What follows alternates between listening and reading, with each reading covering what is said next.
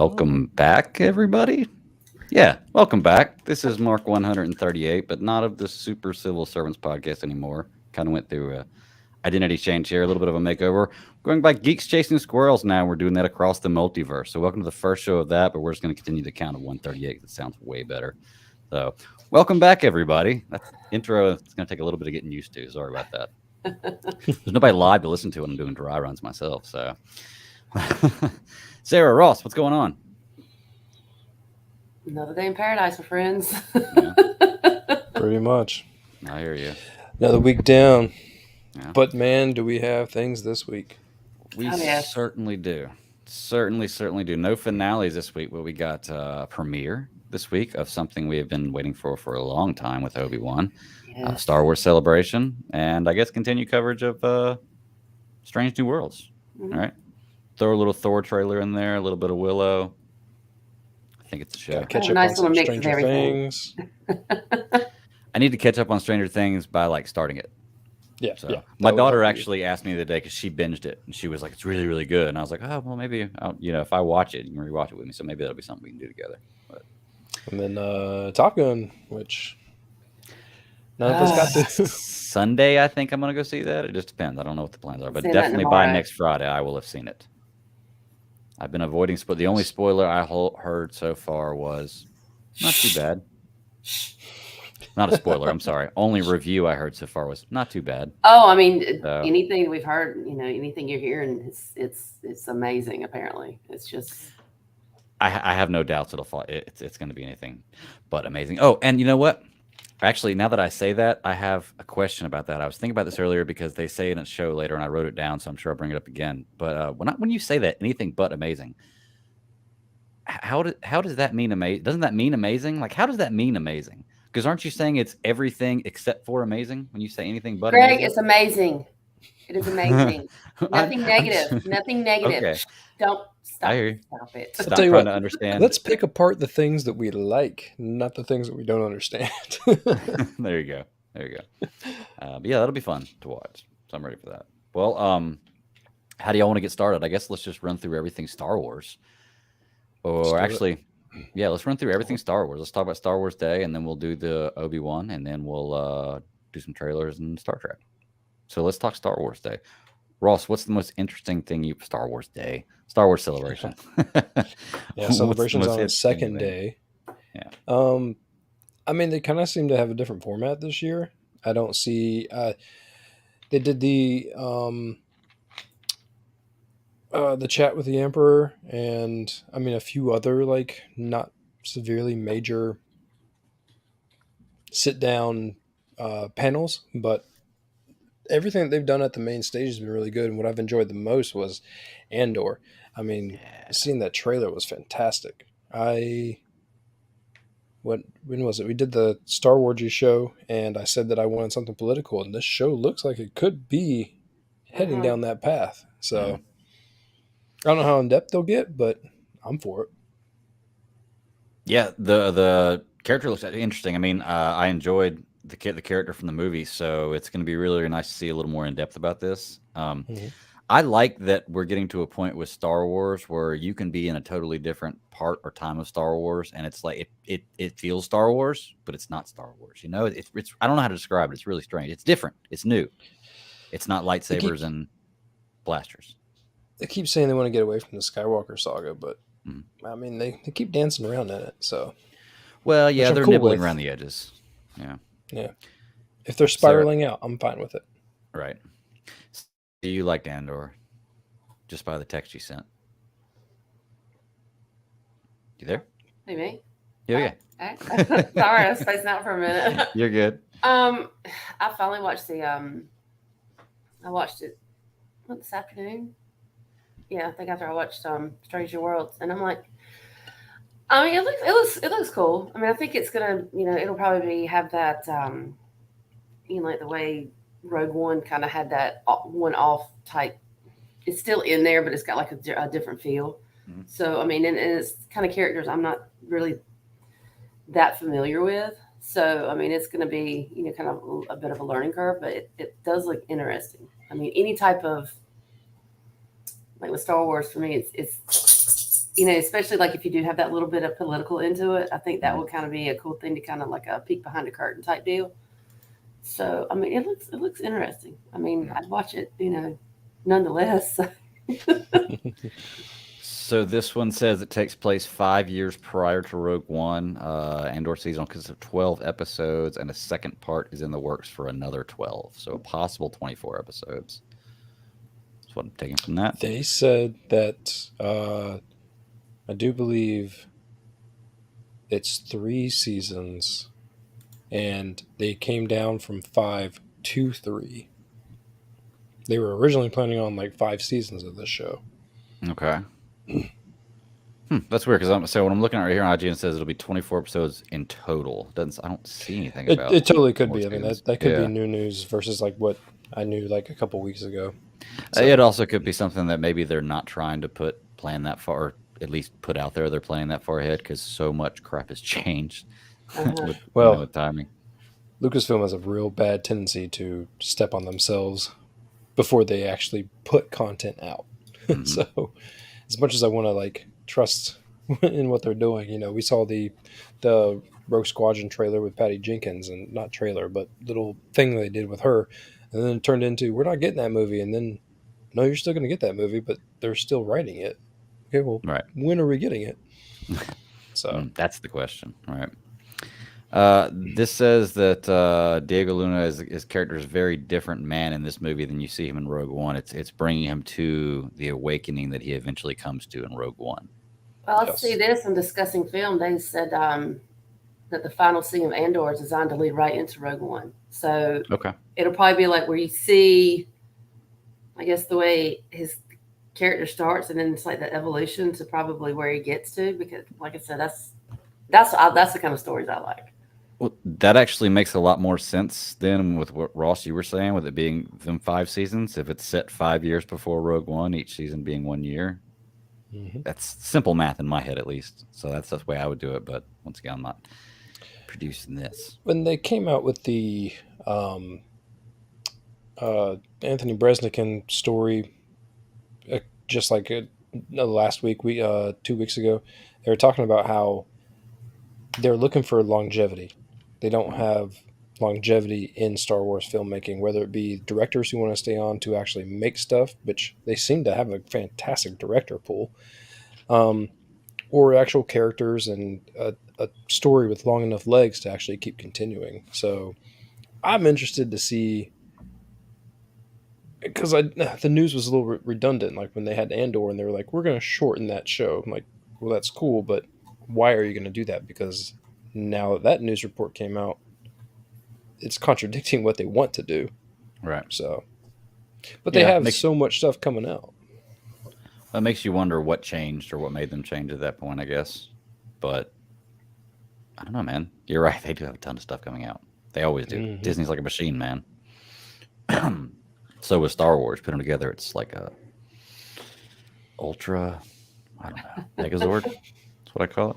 So, well, they mentioned the what's the Jude Law one? The cruise show. I can't remember the first word they used, but he's got a show coming out. Basically, it's him and Skeleton Crew. That's what it is. Yes. Yeah, Skeleton Crew. Yep. And then, it's a crew of 10-year-old kids from a small planet get lost in a galaxy far, far away and must try to find their way home. Take the place after the Return of the Jedi, and will fit in with the timeline of the Mandalorian and Ahsoka. They're definitely trying to build a community around kids, which is great. I mean, that's what got me into it. That age was being young and full of like wanting to know all the Star Wars stories.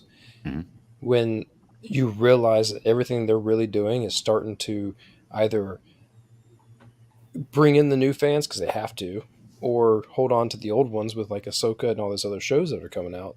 I mean, they seem to be doing a real full spectrum job of trying to keep the fans proactive in the community. So Star Wars, from everything that I've ever listened to, has always been a great thing between parents and their kids too. So it is one of those universally like things that you can go across generations with. It's almost like embedded in DNA of some people. Like even if you don't like Star Wars, you know Star Wars, or you know people who do like Star Wars, and you can, even if it's something you don't like, you can usually put up with it when you're around Star Wars people. So I don't know, man, it's weird. Well, the epitome is like when you can actually, or the ultimate, I guess I should say, is when you actually have a lightsaber battle with your kid. Yes. That has been like my total. That ass. Oh. Oh, my kids wouldn't stand a chance. No way. I just love having an arsenal that I can go at them with. That's You right. do. You do. You have armor and everything. Like you're ready to go. Yeah. I know whose house I'm going to if there's ever a blaster fight that bust out. And now the boy wants to be Jango Fett for the GalaxyCon. So I'm like, I don't know about that. I mean, should Jedi's be so much easier to do. fairly easy, yeah. But let's see what else. Mandalorian season 3 is coming 2023. Disney revealed third season of Mandalorian to premiere February 2023 on Disney Plus. As of right now, that is always subject to change because it seems like everything now can at least put 6 months behind it. 3 months behind it? But who knows? Maybe by then things will be caught up. I think they're definitely trying to work their way to telling a School of the Jedi story with Luke. You know, but with what they're showing with Grogu and then him building the school and then having all of those tools at their disposal to, you know, deep fake his face and just turn it into something. I feel like with like the 10-year-old show, and I haven't heard anything about Boba Fett, but that's kind of a little bit more disconnected. That was more like they needed the Mandalorian to kind of help with that show or to push that show in a certain direction. Right. But I think that they're trying to get to a School of the Jedi story. We're going to have Ahsoka end of this year, I think. Speaking of Ahsoka, have you seen the photos? The set photos? Which ones? They released like a set photo comparing the Ahsoka from Mandalorian to Ahsoka from Ahsoka. They fixed it. I can't say that I have. They fixed it. Let's check Who it out. fixed it? I'll pull it up. Her montrals are longer. Oh. That's the one thing problem I had, even though I think she looked fantastic. Yeah. Now, as far as this, that looks the same, but as long as, you know, that part is a little bit longer, I'm good with that. Yeah, I mean, I do remember you saying that quite a bit, but and you know, everyone gives Marvel crap for going back and retroactively fixing like their TV shows and stuff, but it's interesting now that they can do that in Star Wars. I wonder if they'll go back in Mandalorian and fix that to actually show longer.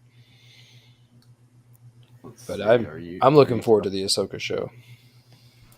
Let me see. I want to see what they do with the Rebels people. I want Ezra in there. I want to see what they're gonna, or the goal to get to Ezra and Thrawn. I want that. I want to see Sabine, and somebody needs to watch the rest of Rebels.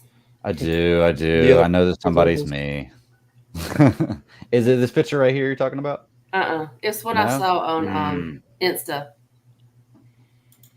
Is it? But that shows the difference. Let's see if I can find it. Okay, yeah. You'll have to find it. I definitely can't. There's so many. Let's see. Anyway, so yeah, that'll be cool. I'm looking forward to Ahsoka. I didn't see any news on the Star Wars Celebration page about Ahsoka, the show. There isn't any because all that they had Favreau and Filoni come out and talk about how Filoni's in the process of actually shooting. Like he actually had to leave set to come and do the interview at Anaheim and then go back to the set to finish shooting what they were shooting for that day. So what I find interesting is that they have he's in the middle of shooting with it, and they had Eckstein come out, and apparently Ashley and Rosario have not met or talked, like period, at all. Wow. That is interesting. So I don't know, man. I don't know. I mean, you're getting so much news. I mean, like not like crazy because we don't have a movie going on, but I mean, like they're pushing all these TV series, and they said they wanted to keep a consistent, like I think they said 4 a year. That's a lot of Star Wars television. I think of the quality. I mean, it's damn near up there. I mean, just as good as a film. It Well, is, and but people complain about, like the Bobalorian, how they intermingle those two things together, and I'm like, yeah, but they're building it all. Like, just let them do it. Let's see what happens. right. Well, what's funny is you're right. It is so much like a movie that, and we'll talk about it when we get into Obi-Wan. They even had the movie scenes from the movie like intertwined right into the show, and I was like, wow, that feels weird. Yep. You know, like because it does look like a movie, but you could definitely tell a difference in those scenes. And I was like, okay, so maybe comparing it side by side to a movie, it doesn't look exactly like a movie because it was definitely different. Well, granted, I do miss seeing Star Wars on the big screen. Now, I do miss that, because there's nothing, than seeing like these epic battles, and then these starship battles, and then lightsaber duels and all that kind of stuff. So I mean, that's the one thing I do miss. But I do Star love, Wars. yeah, exactly. So, but I do love having I guess the consistency, shall we say, of Yes. having it weekly, week to week, and having all this new content, so you don't have to wait so long for a film to be released, and that kind of thing. So, I mean, there's pros and cons to both of it. They're building a wealth of knowledge with new ships and new species, and like seeing all these things pop out all the time. I mean, like I'm all for it.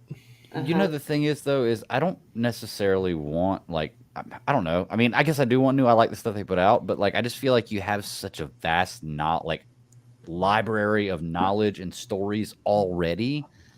Like, put some of that on screen or on film.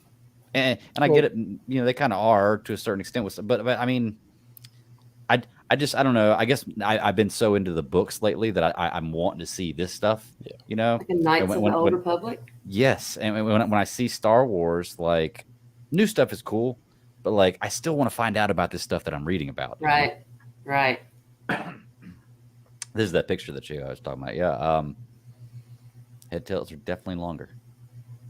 And I mean, and that to me that just shows like, I guess like her age, more so because I mean, Lord, I don't even know how old Shakti is, and her shit's like to the damn floor. So I mean, but I mean, I get what they were saying, but it's kind of funny because Brian and I were talking about this. He's like, they finally fixed it. I guess they could figure out how to fix it because it was always a question of whether it was, a reality of being able to actually move in it. With this, all this. Mm-hmm. Like, apparently, somebody's figured it out. I was like, just give them a little bit. They'll figure it out. Well, that's the same thing they did with when they had Luke at the end of Mandalorian season 2.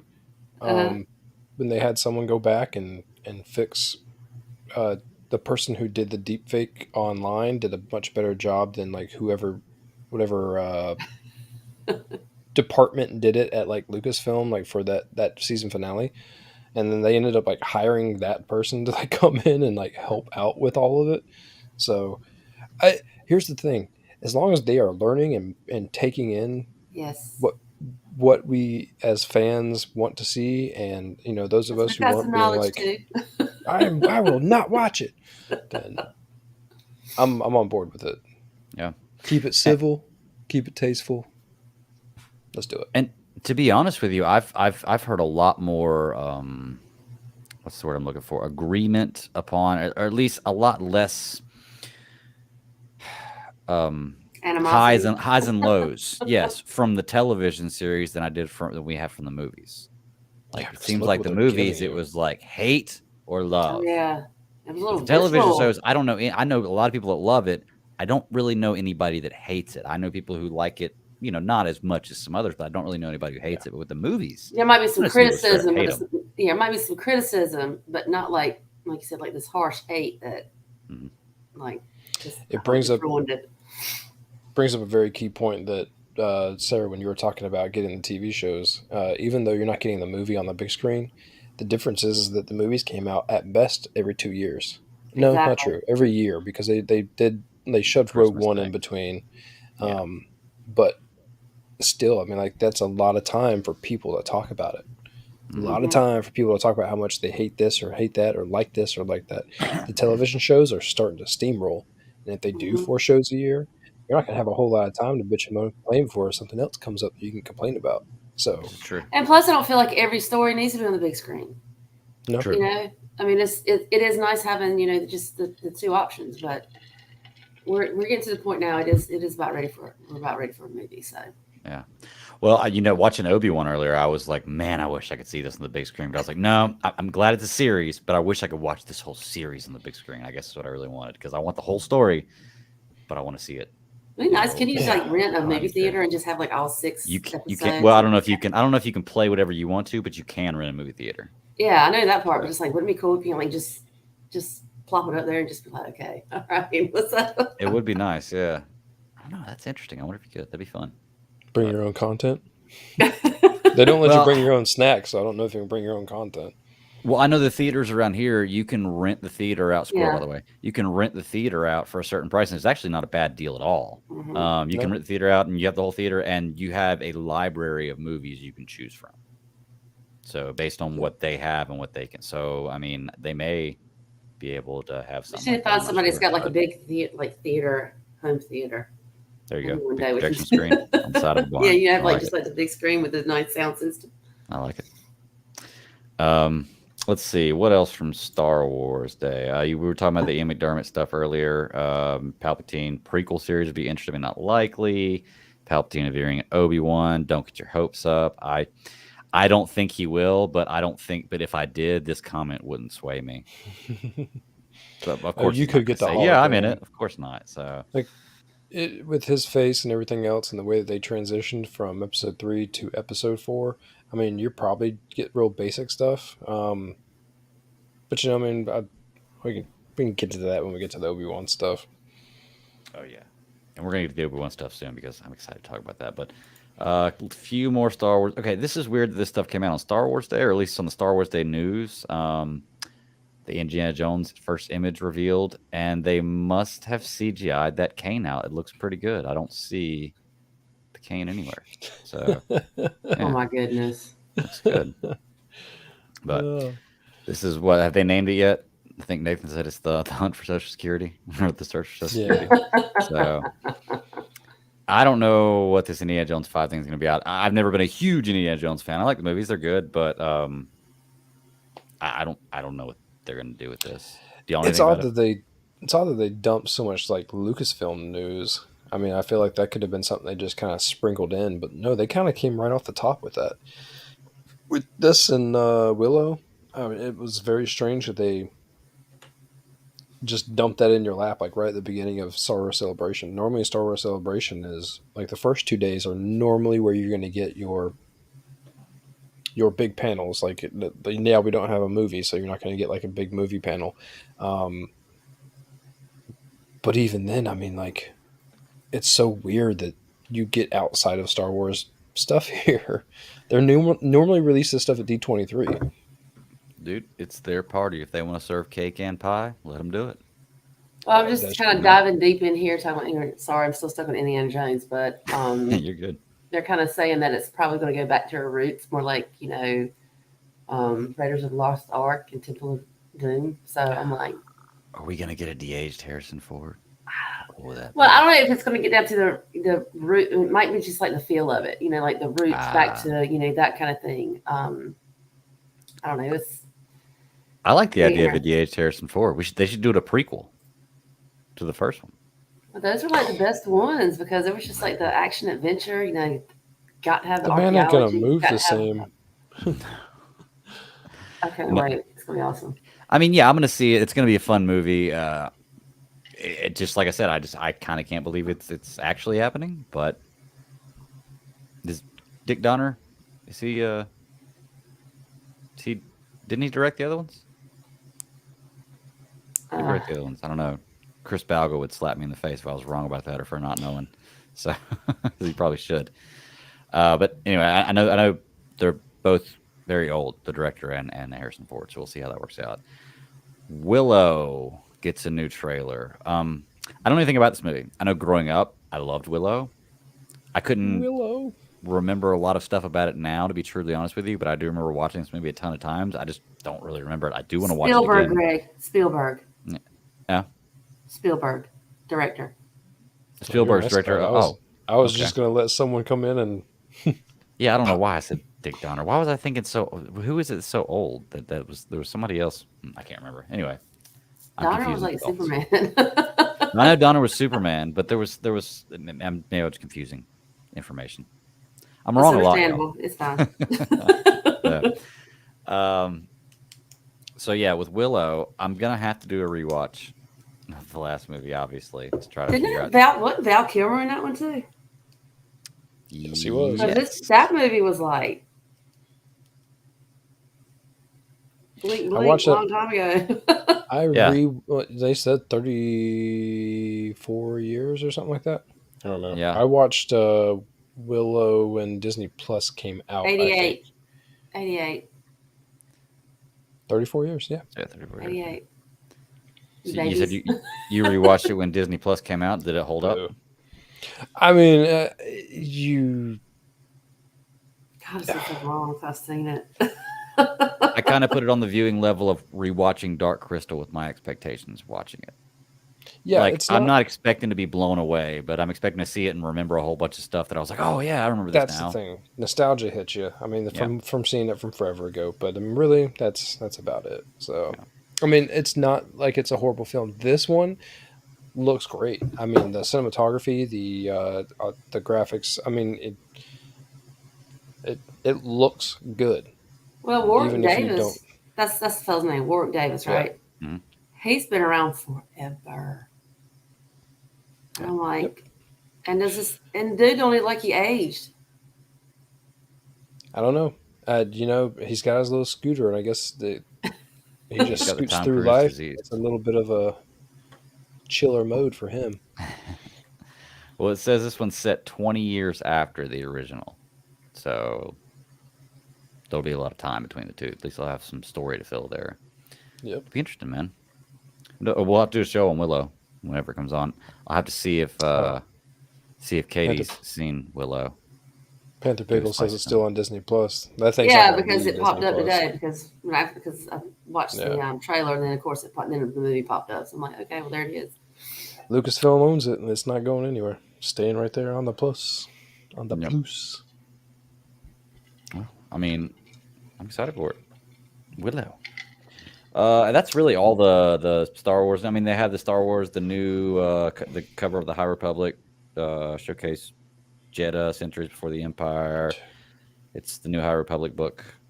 This is a Marvel comic. It looks like cover of the comic. So we'll Okay. I'm still not on the High Republic stuff. If there's a I've weak got the point books. in I my haven't Star got Wars some. knowledge, Mhm. that's it. Yeah, I'm the same way with you, Sarah. I've got the books. I just haven't. I've cracked into. Well, I've listened to the first few chapters of the first one when it came out, and I haven't really gone back to it since then. And I guess it just didn't catch me as much. I'm not saying it's bad because I know a lot of people have talked really great things about it. And I'm sure if I got into it, it'd be really good. But that was at the time that I was reading Thrawn and going right into Bane and everything else. And I was like, well, I'm focused on this. I'm not trying to tackle a new time period, you know? Yep. So, And Kevin just brought up in the chat too. Yep. Fallen Order trailer, that the Jedi Survivor trailer. Didn't know if there's anything else you guys want to talk about for Star Wars, but Oh, the game. Okay, the game trailer was really good. So, Greg, I think you said you've never played Fallen Order. no. Yeah, that was a real good game. Like a real fun, playable, completely go through game. That's probably the first game that I completed in 20 years. Yeah. Well, Funny the timeline on that one too, because wasn't that like, God, Brian was telling me about it because he's played it. It's like 5 years because Vader and soon after. Kestis have like this battle. So everybody's thinking maybe possibly at some point Cal Kestis is going to possibly show up. I've been waiting for this dude to show up because he escaped Order 66. So he was like one of the, and of course that's the whole premise of the game. Yep. I think. But like that would be a great introduction for a character. It would. It would be.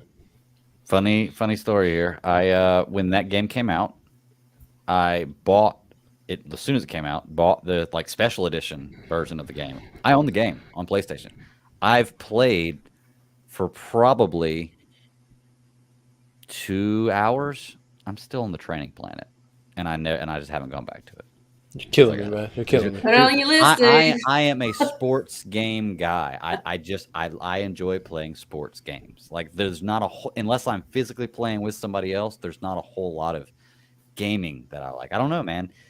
Like I had a good time with it, and there's plenty of games that are like that I enjoy. I just haven't gone back to it. I think that I actually had to delete it to make space on my PlayStation for my daughters to be able to play their stuff. So like to be able to play it again, I'm gonna have to go back in and delete something else, and because that is a flaw with PlayStation. Well, it's not a flaw. I know why. I know why they do that, but it makes me so mad.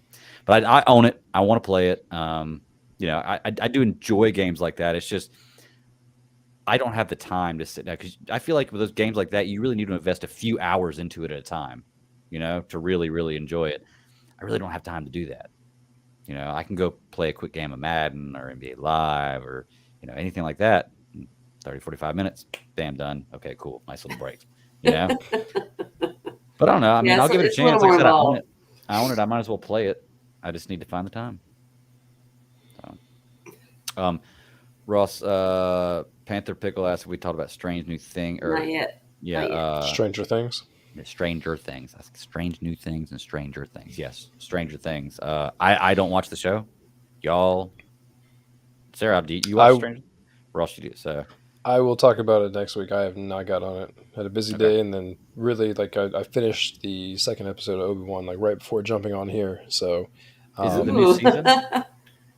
The new season? What's that? Out? The new season? Yeah, the first half of this season dropped today. Last week they unveiled the first 8 minutes of the first episode. It looked really good. Greg, you gotta watch the show. I mean, it is so good. It is so good. Yeah, but Stranger Things is current. I mean, it's not even old. I know that Rebels has got a little bit of age on it, but as much as you do have to finish that, this one. Stranger Things has been a phenomenon for Netflix since it came out. I mean, it's kept people in Netflix. It's another one of those shows that's like, why do I still have Netflix? I'm not watching anything. And then boom, they drop a full season of Stranger Things, and you're like, yes. So, look, Panther Pickle says I really missed out. I mean, I'm gonna have to check it out. The funny thing is I'll sit down and I'll have an hour. Kids are put to bed, done with podcasts and stuff, waiting for the wife to get off work. So I want to be awake when she gets home, So I'm like, I got an hour. Let's find something to watch. And I always end up going back to something I've seen 1,000 times. Comfort food. It always ends up happening. It's either a show that like Seinfeld. I've owned every season of it on DVD. I've seen every episode probably 500 times. Go back to something like that, or a movie that I've watched, and sometimes I'll just go through and I'll just let the suggestions work for me, or let the algorithms work for me. Like, you should watch this. Okay, cool. Let me check it out. And I know I need to watch. I should turn on Rebels. Just don't do it. I don't know why I can't bring myself to do it. The beautiful thing is that number one, you get to binge Rebels, so you can just pick up episode to episode. But Stranger Things, each season tells a complete story, and it's so good. I like it. You normally get 10 episodes. I don't know. I don't remember what the count is, but you get from beginning to end a pickup point and a drop off point, and you don't have to worry about it. Each episode leaves you feeling like you gotta immediately go on to the next one. I don't know what to compare it to, but it is so binge worthy, fantastic. Okay, I'll definitely have to check it out, man. Nathan's got me on this. He's gotten me on some anime and manga. Katie's got me on Star Wars. Got all the stuff to watch for this show. They need to extend the days, like 2 more hours, and I'd be good. 2 more hours, and I would be good to go. But I'll definitely try to give it a chance. You need another day off in the week is what you need. There you go. You know what it is? I know exactly how I can figure out how to make it work, and this is how I've done it before. I just need to get Ashley into it. Because if Ashley gets into it, then when it's on, it'll be on. If Ashley turns on and she likes it, we'll binge it. I'll have it watched by next Tuesday. Dude, You know, Stranger Things so would be up her alley, I would assume. I mean, like it tells a great cohesive story. You don't have to worry about like not knowing something because like there is some like source material that's written, but it's like this show was like designed to be the show. yeah. So there's not a whole lot of like true background stuff. She's been branching out lately on stuff she's been watching, and it's she's been really surprised with some of the stuff she's watching. And I've just been following her along with it. Like I think we watched Red Dawn last night. It was a suggestion from the thing. Older The movie, 2012. The one with Chris the with remake. Hemsworth. Yeah, the remake, not the Yeah. old one. Yeah, good movie. You know, Yeah, I didn't mind it. there were certain things about it that I was like, yeah, this would never ever happen. But but I had to get past that. You know, so I was like, okay, cool. But you know, it's I'm sure I could probably get her to watch it. Like I said, if I can get her into it, or then Dude, I'm sure. Winona Ryder plays the great like mother, like the mother needing to fix finding her kid scenario. You know, it's the like, where's my kid? I can't find him. Something's going on. Help me, help me, help me. She goes crazy, but she does it in such a fantastic way. I've never been a Winona Ryder fan up until that point, and I thought that was really good. So Yeah. Panther Pickles, maybe they already watched it. I'm not sure. Sorry, I wasn't paying attention to the YouTube chat when I already did that.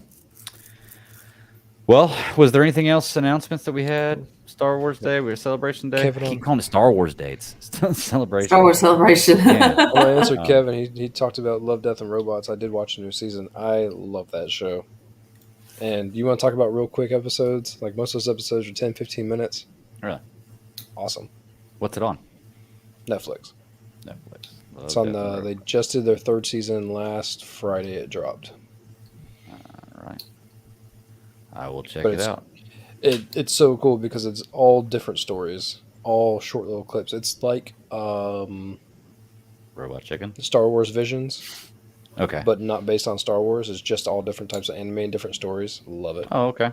Oh, that's cool. That'd be interesting. Not kid appropriate. Okay. Definitely not.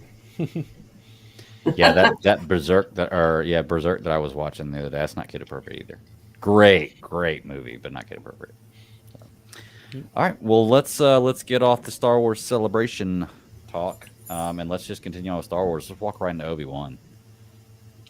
Boom. Are we going full spoilers? Full spoilers, yes. I You know haven't seen it. If you haven't seen it, this is Sorry. a warning. It just came out today, but I've been waiting for this show for a long time. Me and my dog Obi-Wan sat down and watched Obi-Wan, and it was fantastic. He loved it. I loved it. I'm going to start off with this one because this is my personal favorite character in Star Wars. So having a show for him is fucking amazing, and I love this time period because I've always wondered about the transition from Obi-Wan to old Ben. So I know we're not going to get that full transition, but it's nice to get a little bit of story in between there. Looks beautiful. I love the direction they're going with this. I love the storyline so far. Can't wait to see what happens in the future. Like, this is one that as soon as it goes off, I'm like, what happens next? What happens next? And now I've got to wait. So, absolutely amazing. Okay, I got that out. What did y'all think just overall? And then we'll start breaking down this episodes. I love the story that they are telling with him. I think that Ewan is wearing it on his face. I think you're able to see like so much depth.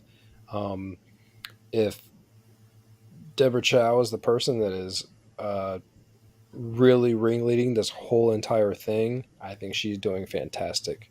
These first two episodes, when I watched the first one today, I watched it like right up as soon as I woke up this morning, and I was like, that's really good. And I watched the second one, I'm like, oh my God, it's getting even better.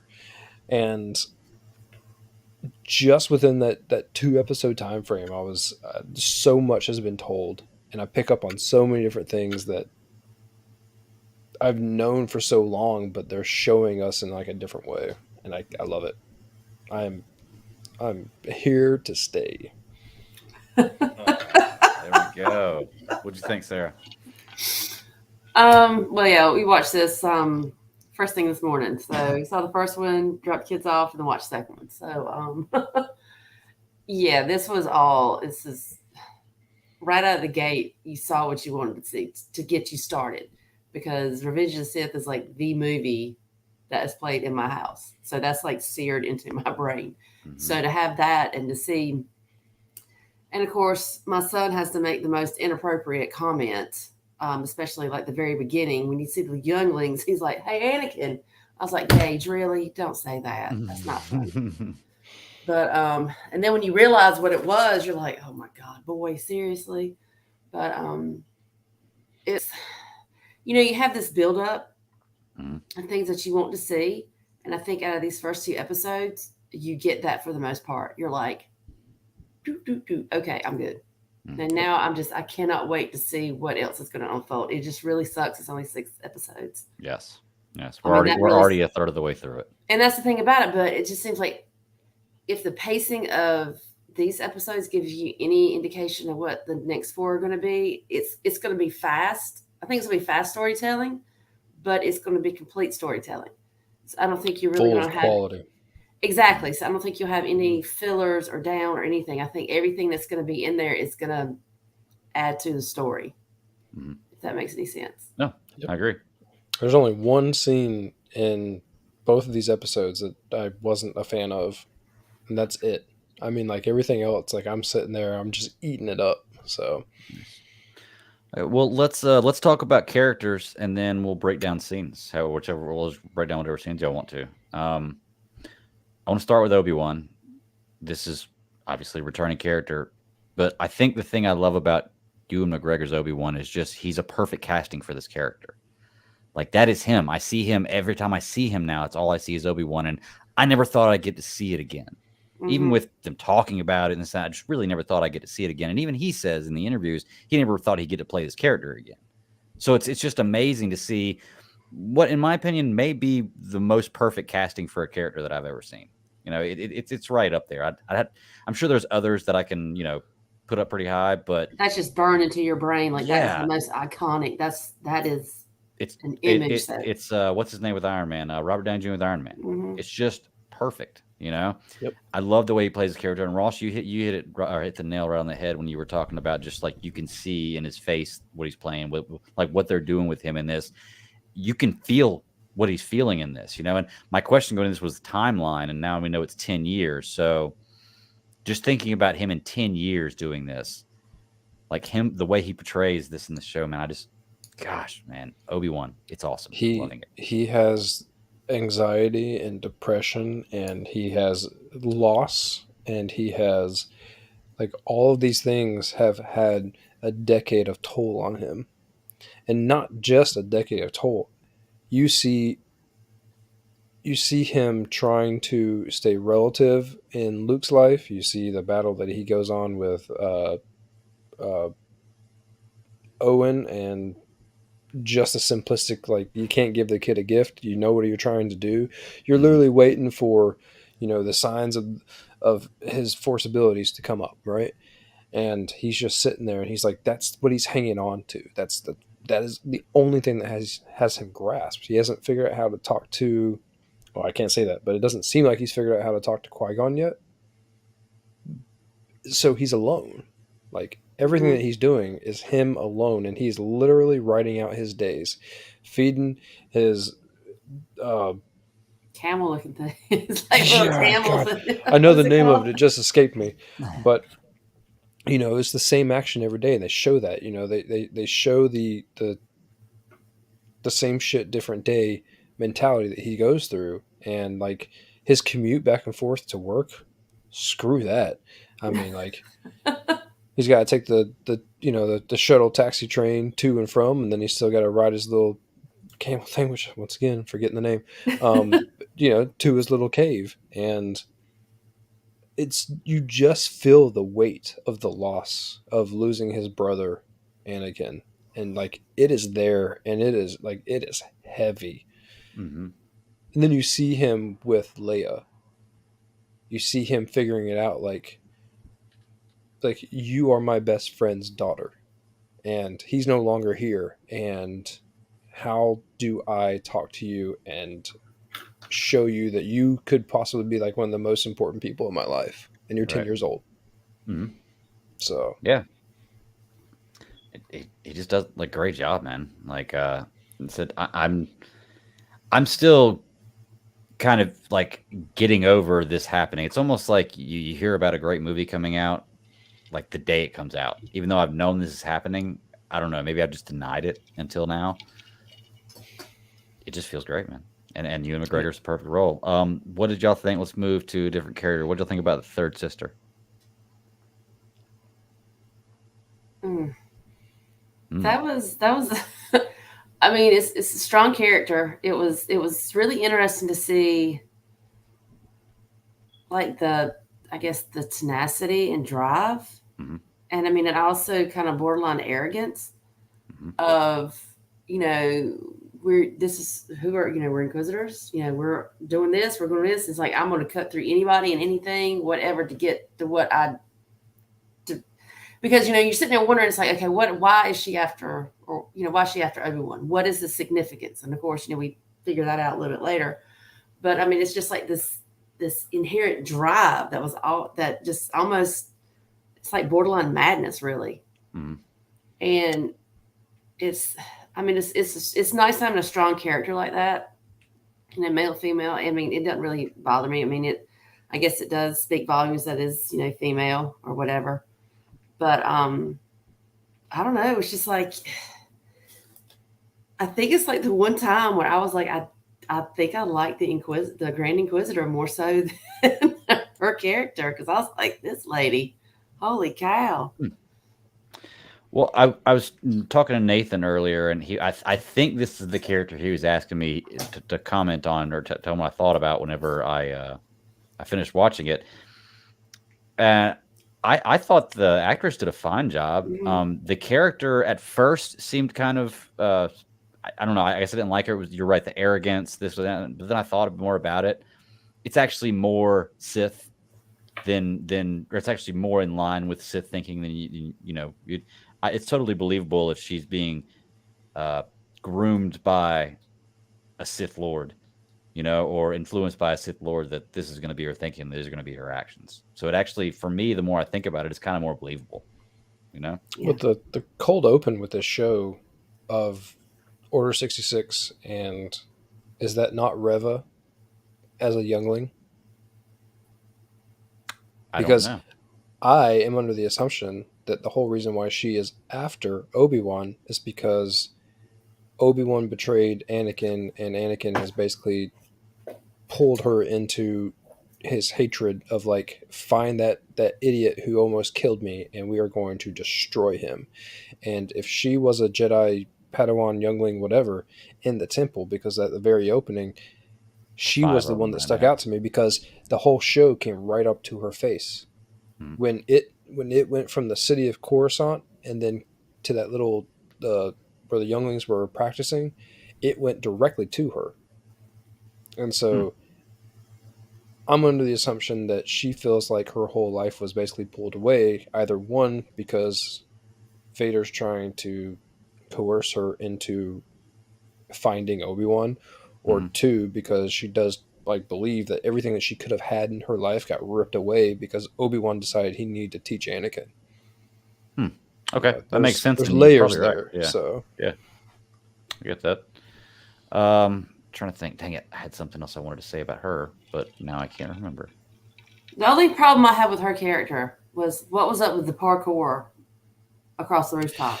Yeah, and actually, now that you bring that up, I have to say there's a scene in each episode, and for the second episode, it was that I felt like that was a little over the top. Yeah, because she was doing like backflips and then forward running motions, and like the things that didn't make sense, like a person's body would do. It or definitely even looked like a whole bunch of wire work. Just ran and jumped, right? Yeah. I had to make it look cool though. But I did like how she kind of did like the what was it when she pulled the info from the false Jedi? I can't even think of the guy's name. All I can see is Kingo. Haja? Yeah, because Haja? she kind of does the same thing that Kylo Ren, that kind of where you just kind of sense it and you pull it out. I was like, well, because because aren't the Inquisitors, weren't they Jedi or at least Force sensitive? But then they came Force over sensitive, to. But yeah. I mean, not necessarily, like I said, not necessarily Jedi, but they were Force sensitive, but then came over to like the dark side, and then were just kind of like, I guess, like disciples or just followers, or we're kind of like led to believe Vader's that little Vader's like arsenal. Yeah. Like as much as the Jedi trained people, um, Vader has obviously have to be told by Palpatine that like you can't have all these apprentices, but there's nothing saying that you can't teach like an arm. You can't raise an army of like force sensitive people to do your bidding. So Yeah. Almost like his Knights of Ren Yeah. pretty type much. deal. Yeah. Well, yeah. I mean, Knights of Ren were a little different, but yeah. So Kevin asked, "Doesn't Grand Inquisitor die falling in Rebels, falling to his death?" Does he, Greg? I believe one does at the end of season 1, doesn't he? Am I right? Oh, kiddo, we got to get you on that Rebels game. I mean, I got through season 1. I'm pretty sure one dies at the end of season 1. That's what I'm saying, but I just thought that was a little bit savage because I'm like, that's not really how Grand Inquisitor goes down. Not unless there's another one. But did he die? But see, that's what I'm saying too. I mean, that's the question. If Find he out did, next he's week, gonna come right back here. pissed as hell. Yeah, we will see. We will see. That's a Going major back to that heartbreak. opening scene, that cold open, real quick. We'll go through some more characters in a second, but just because you brought it up, this execution of us seeing Order 66 was so much better than in the movies. I love that movie, but in the movie, I hated the way they did that because, in my mind, these Jedi are going to put up a pretty damn good fight. Yeah. And in the movies, it was just like Order 66, bam, bam, bam, bam, you're dead, shot down. And I was like, well, okay, that kind of sucks. In this one, it shows what would have realistically probably happened, even though I still think they probably would have won that fight with all those stormtroopers. There wasn't enough stormtroopers to fight what would have been in the temple. Yeah. Right.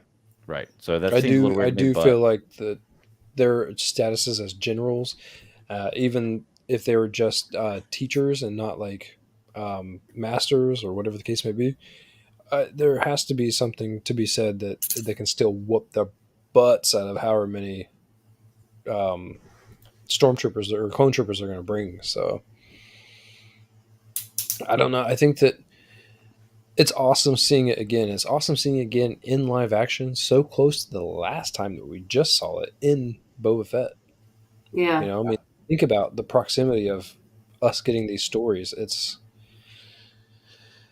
a golden age, man. It's a good time to be alive when it comes to content. It is. Well, it's nice seeing the different points of view too, because like I said with the movie, you only saw that to where it was just okay, and like Greg said, bam, bam, bam. But this, you got the point of view from, like I said, the Book of Boba Fett, and now you have another viewpoint from it. So I mean, to me, it kind of drills in the gravity. I mean, what the gravity situation is. You understand how dire and how just crazy messed up. But it's like the more you see it from different, like I said, viewpoints and that kind of thing, the more I don't know, I don't want to say adds to the story, but it just like drills it in even more. Yeah. Mm-hmm.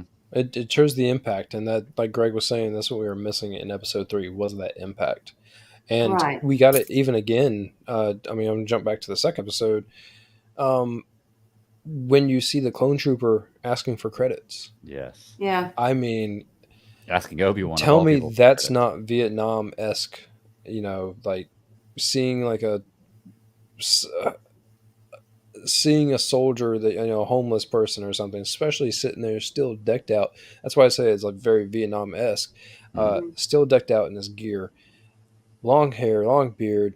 I mean, 10 years later, yeah, with the growth acceleration, that does count. But, I mean, was that not... or Morrison, whatever his name is. Yes, Tomorrow. Yeah, that was him. So, I mean, think about that. Think about what they're doing right now. All the little things that they're able to just piece in here. Yeah. It's amazing.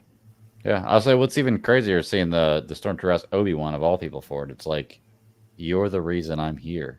Like, you're the reason my life is like this. And Obi-Wan's taking some money. What'd y'all think about the character that played Leia? That was perfect right there. That was perfect. At first, I didn't like it, but as the episode continued on, I was like, okay. That's Leia. Cool. I believe it. I see believe them it. trying to put a little Leia in there, and I see them trying to put a little Padme in there with the attitude, and he even brings that up, in the episode. She does not look 10 though. Does not look 10. I even wrote it down before she said she was 10. I was like, nah, she looks like she's 7. Maybe she's just small. I don't know. No, I'd go for 10. Think so? Yeah.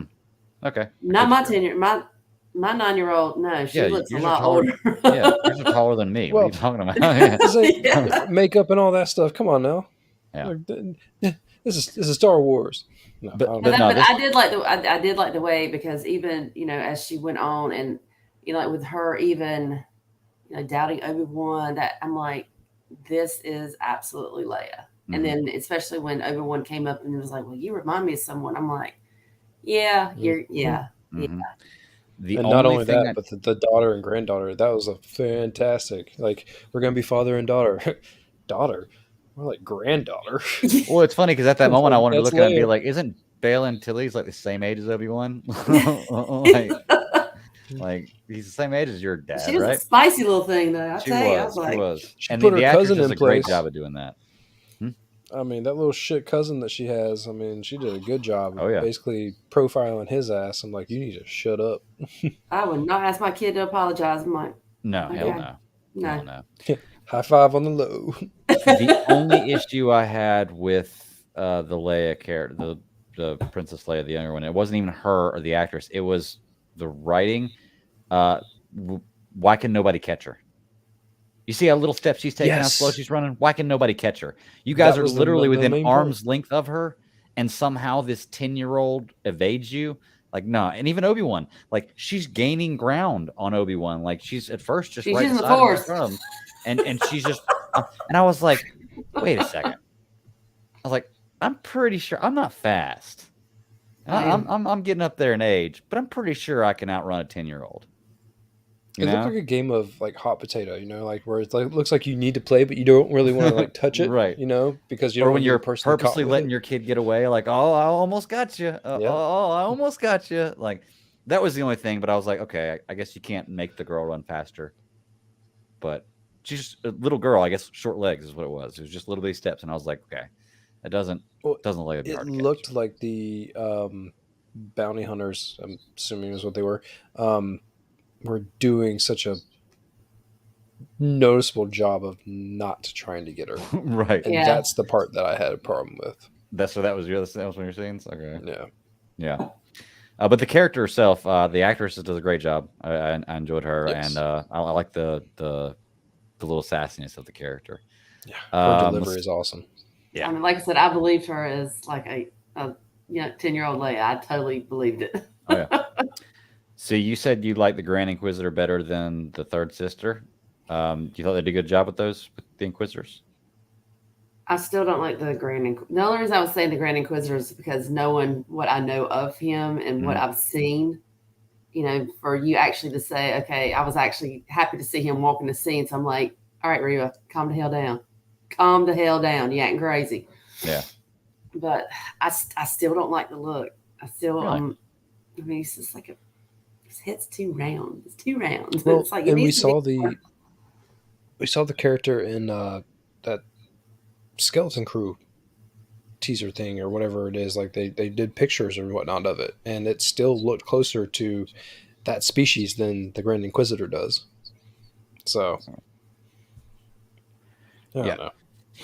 I mean, honestly, I think the Grand Inquisitor looked better than the other two Inquisitors. I couldn't tell you their names, but well, yeah, was it the seventh? Was it the fifth or seventh brother? What was? I can't remember. Well, I recognize him because of the hat. Yeah. I thought he looked better than them. But how come the other Inquisitors, maybe this is something from Rebels, are like pasty white, like Powder from the movie Powder? And third, yeah, just different species. It's a different species. Okay. Yeah, they're all different species. They're all not all the same. Okay, well that makes sense. All right. But you have speaking of species, before you go too far, the Zabrak, the Dathomirian dude that showed up. Yeah, that showed up whenever Obi-Wan was going through the drug Yeah, the spice. hallway. Oh yeah. Yeah, I thought that was pretty cool to give him like a totally different like pigmentation and everything else, but still with all the horns and everything. That was really cool. Yeah, a lot of dude. It's Star Wars, man. I love seeing just little bitty connections they have in this, and they do such a great job with it. Yep. Trying to think what other characters. I mean, we have returning characters. Uncle Owen, same actor we had before. He does a great job. I do kind of hate him though, but you're supposed to, so it works out. I think he's a character you're supposed to not like his attitude, or letting his at least his actions. I did like that he didn't give up Obi-Wan in this. It's pretty cool. So it shows that he does have some balls, but I don't know. I don't like I said, you're not supposed to like that character. No, you're supposed to like his mindset at least. I don't. So they did a good job with that. Bale and Tilly's returning character. We've seen it before.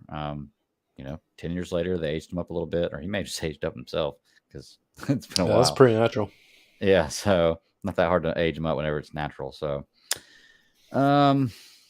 yeah, that's about it for the characters I really wanted to discuss. Let's talk about some scenes for it. Like any particular scene that stood out for y'all. We talked a little bit about the opening with Order 66, which I loved. Thought did a great job. Let's talk about I was talking about earlier about, we'll just skip all around however you want to between these two episodes. Third sister killing the Inquisitor. Didn't see it coming, but the more I think about it, it makes sense.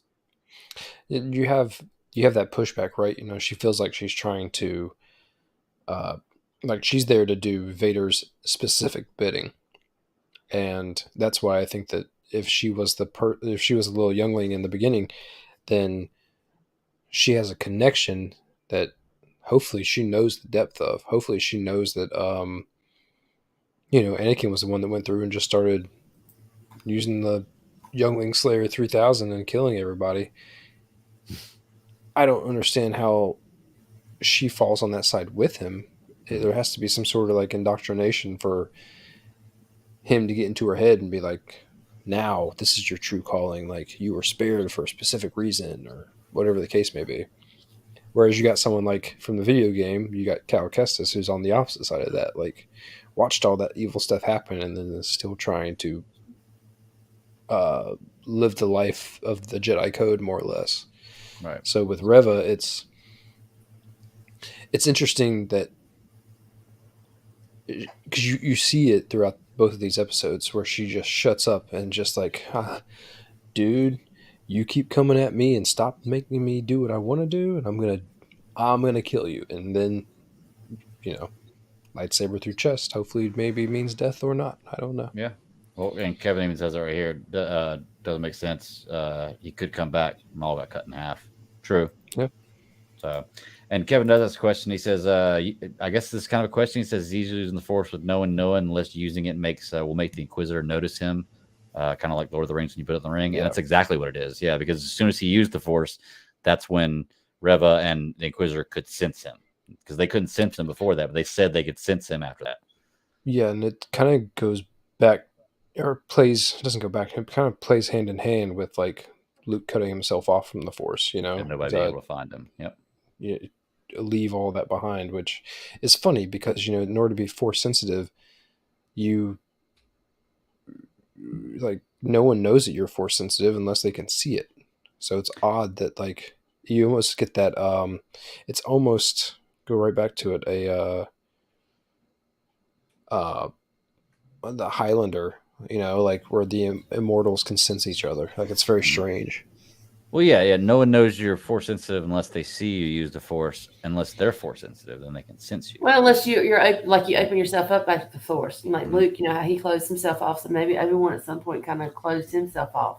Oh, that's exactly what it is. On to some level. Mm-hmm. Yeah. I mean, yeah.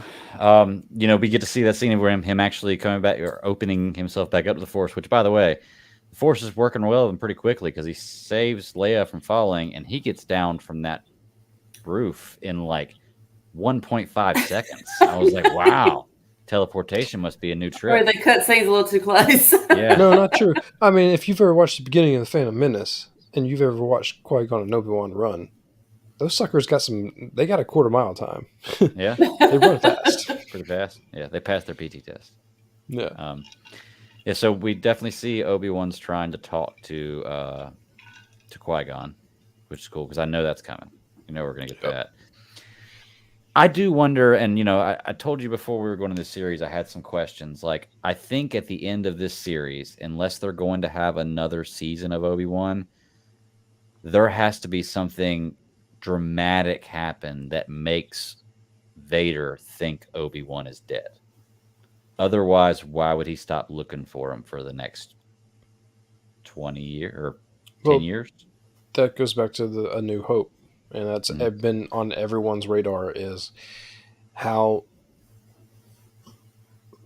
where does that phrase work that A Vader presence says I've to not him? felt since. Yeah. Well, not just, but him talking about his power, like the last time we met, you were the master and I was the apprentice. Like all the conversation that they have in episode 4 really shows that they needed to do something here. And I think that they're going to. I think that Lucasfilm and Star Wars has really learned that they will lose people quickly if they don't keep track of their own house, their own footage that they put out, the stories that they put out. If they don't keep it straight, then people are going to get severely pissed off because you don't spend your whole life liking something like this to turn around and let them ruin it like that. So yeah. Honestly, I'm more excited about this series and like the storyline and what's going to happen in this series than I was about the last 2 movies that came out going on because it's home. It feels better. It's I love this timeline. I love this character, and I thought you were going to say if they mess up what happens with Obi-Wan and Vader, like they're going to lose a lot of fans. And I guess it basically was what you're saying, but I think they definitely will. I think if they mess this story up, like I trust them. Yeah. Because they don't always let me down. Sometimes they do, but I trust him with this character. I trust in Ewan. That's what it is. I think if it was something bad, he wouldn't do it. I think Deborah Chow's got it together. She told this whole story, and I think that Lucasfilm is to a point to where even though they have the, their continuity team, there has to be a lot more that goes into it. The fans, especially watching the first season of The Mandalorian behind the scenes, Disney Galleria, blah, blah, blah, really shows you that, like, when the fans enter the realm of making Star Wars, it helps keep all that continuity because these people can, like me, like I can sit there and like name off lines constantly throughout all of these movies. And it's stuff that I hold on to. And like, if you want to have a conversation about it, like, I don't want to be like well, that's not how it worked. But at the same time, be like, if you remember in episode 3, and then now those people are making Star Wars. And I think that really helps. Yeah, I agree 100%. And it shows in the work. Because like I said, just the first 2 episodes of this connected with me really, really well. Hit me in all the feel-good spots. Let's talk about some other. Oh, okay. I want to talk about a scene with the third sister. So there is the scene where Owen goes and throws the toy back at Obi-Wan. Which, by the way, did you notice where that toy was from? It's the one that Luke has that he's doing in A New Hope. That he's playing around with. Biggs was right. I'm never going to get off this rock. Yeah. But so he throws the toy back, and then that's when she gets interrogated, I guess, by the Inquisitor, and she has the lightsaber to him, and she's making these threats. We're gonna kill this man and his family if somebody doesn't tell me where this Jedi is. Nobody says it, and then they call her off and they walk away. I'm like, why are y'all sitting there letting her make empty threats like that? Like nobody will take if you're in that position, nobody will take you seriously if you say this and then don't do it and just walk away. It's showing how far she's outside of what they believe. She's the wild card. I just feel like somebody cut off that one lady's hand. Yeah. Oh yeah. I just feel like somebody would have stopped her and been like, "Hey, you can't." After the fact, of course, but hey, you can't do this. I don't know. Let's see. Did the guy who kidnaps Leia, is that Flea? Yes. It is? Yes. Really? Oh wow! Yes. I was just making a joke. I was like, wow, it looks just like Flea, but it is It is Flea. Flea. Okay, Yes. fantastic. Okay, cool. I was right about that. Nice. So, all right, interesting. You recognize him with less clothes. That must have been what it was. Yeah. Um, And the the Leia kidnapping ponytail was crazy. The only thing I don't like about what they're doing with Leia is, I get it, she's princess, but man, they spoiled the shit out of her. Like she just straight up defies them or does whatever the fuck she wants to do, and like nothing said. They're just like, all right, cool, just walk away. I'm just like, nah. I guess parenting when you're a king and a queen might be easy like Dude, that, but in real life it They're don't a work king like and a queen, and they adopted like Jay-Z and Beyonce's kid. I mean, like if there's a Yeah. power couple, that. That's true. they adopted the power couple's kid. Yeah, that's true. Well, it's probably one of those situations too, because I guess they didn't have children, so when they adopted her, they basically just spoiled her and gave her everything. So it's Here's an issue I think I might have. It's not an issue, but a question. Maybe y'all can answer for me. Help me, Obi-Wan Kenobi. You're my only hope. In this message, she said, years ago, you fought with my father in the Clone Wars. So we're led to believe at that point she's never met Obi-Wan Kenobi. Yet she I meets guess we're him gonna at see this, what at this happens. age. Yeah. You know? I mean, I can honestly say that I myself seem to have much more of a disconnect between my childhood and what other people remember from theirs. Like me being 10, I can remember certain things, but I mean, if anything, they're like when Anakin has his dream sequences and like he sees like Padme dying and Obi-Wan there and like Mhm. how everything's like all spacey and weird. That's what like I remember like bits and pieces of my childhood. So I Yeah. But don't the know if thing that's about how it, she's doing it. he told her his name was Ben. He did not say True. Obi-Wan Kenobi. This Very is true. true. And So that it they might be one of pick those up on that. situations where she doesn't quite at 10, she doesn't understand the importance of who he is. Nope. So she might not learn this until later.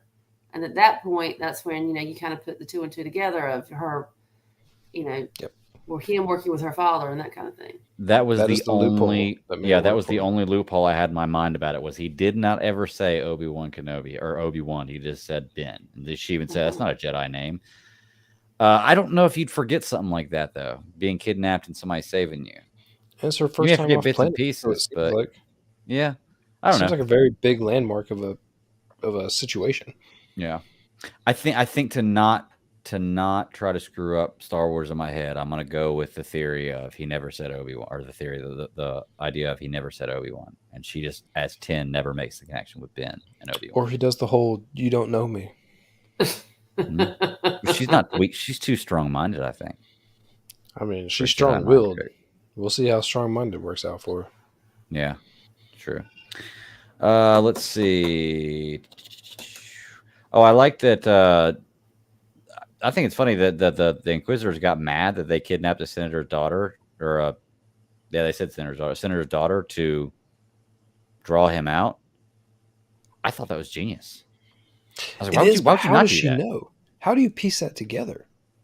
Well, remember Because apparently the only she's working directly with Vader. Vader knows that Vader doesn't know that he has kids right now. He thinks they're dead, right? I think he died with Padme.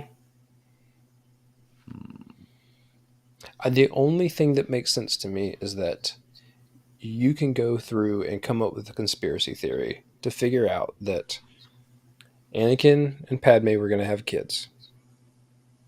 Padme was pregnant to the point to where she could have given birth any day at that point. And Bill and his wife never had kids and she never was pregnant. They don't know anything about twins, but they do know that a kid could have possibly come from that. But if she's getting this information from Vader or if she's piecing it together herself, it is such a far reach that I'm trying to figure out. How does that work? She said she got it from some kind of archives. Yeah. Which means this information was archived, but the Jedi Temple was destroyed before the children were born, and they were given away in secret. So it's like, it is weird. You're right. It's hard to piece together. Like, that may be something they need to go a little further into detail about, because it's conspiracy theory. I mean, that's really all that you can do to piece that together. And which look, if she's that smart, then by all means, especially like if she was in line to be a Jedi or whatever the case may be. I'm sticking with that. I don't have anything other than my own thinking that's how the pieces fit together, that she was a youngling. So could she have gotten that information? I don't believe that, even though that, the Jedi stuff may have been destroyed, I don't think it was ever completely gone. Kevin nailed it. You know what? He is right. I do remember that. Kevin said that it wasn't a fact of he thought that Obi-Wan had a connection to Leia. It was just the fact that Organa and his wife were friends with Obi-Wan. So if he did something to hurt them, he would do the Jedi thing, no matter who the daughter was, and come save them. So she may not have any clue that this is Vader's daughter. She just knows that Organa is a friend of Obi-Wan's and used Organa to draw them out, because he knew he would come to help them. So yeah, that makes sense, Kevin. That's a good point, because I do specifically remember them saying that. I could be injecting my own wit into that. Your own conspiracy theory. Yeah. Trying to think. I wrote something down here, but I can't. Oh, think of the Jawa stealing from Obi-Wan and trying to sell it back to him. I thought that was pretty cool. Yeah. At least clean it. Yeah.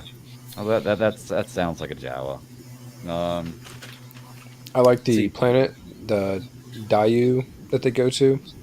I find it interesting that you can't get any communication in or off of it. I thought that was pretty cool. I mean, like as a cybersecurity geek, I mean, like it's pretty. We don't have a place like that really much in this world, and I thought that was really awesome. No. Reva really pulls like a John Wick on Obi-Wan, to where when she puts the bounty out on him, it reminded me instantly, like, this is John Wick. Like, now he's going to start running around. People are going to start shooting at him, and everyone's going to be trying to kill him. So, which, by the way, that was a question I had about that roof scene. Okay, so she puts the bounty out on him. There's 3 bounty hunters shooting at him. Okay. Then you see Reva start to do her parkour and run towards him, right? He kills one of the people shooting at him. Leia falls off the ledge, and he saves her. And then what happened to the other 2 bounty hunters that were shooting at him? Like, they just stopped because they saw her fall off the ledge? Like, the one came down to the alley that the other guy shot. That was the mechanic lookalike. Yeah. Yeah. Okay. Because he shot the dinosaur-looking thing. Mm-hmm. Looked like a velociraptor. Yeah. I'm like, oh, we got dinosaurs in Star Wars now. Dude, when that thing picked up a gun, I was like, oh, yes. This is what happens. Short one. I like that we get to see the moment that Obi-Wan finds out that Anakin Skywalker is not dead. Talk about power. Right? Yeah. And he sold it, too. Man, did he sell it. And I was like, oh, shit just got real for Obi-Wan. You've thought that for 10 years he was dead? It was so Return of the Jedi, Luke and Vader fight, when Luke's talking to, or Vader's telling him about his sister. I mean, it was so much Luke sitting there like holding his shit together, and until he loses it. But with seeing it through Obi-Wan Kenobi, I'm like, oh my God, because you witnessed all of that, and witnessing it and then seeing it on his face, I'm just like, and then that end scene. Yes, love the way they ended that. My only question is, does this mean that Vader is not like known and feared around the galaxy for the last 10 years?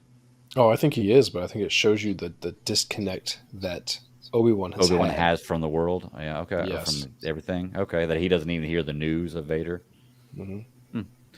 And not to gloss over it, but the opening of the show, the fact that Obi-Wan Kenobi comes up and then fades away into sand. Mm-hmm. Beautiful touch. Yeah.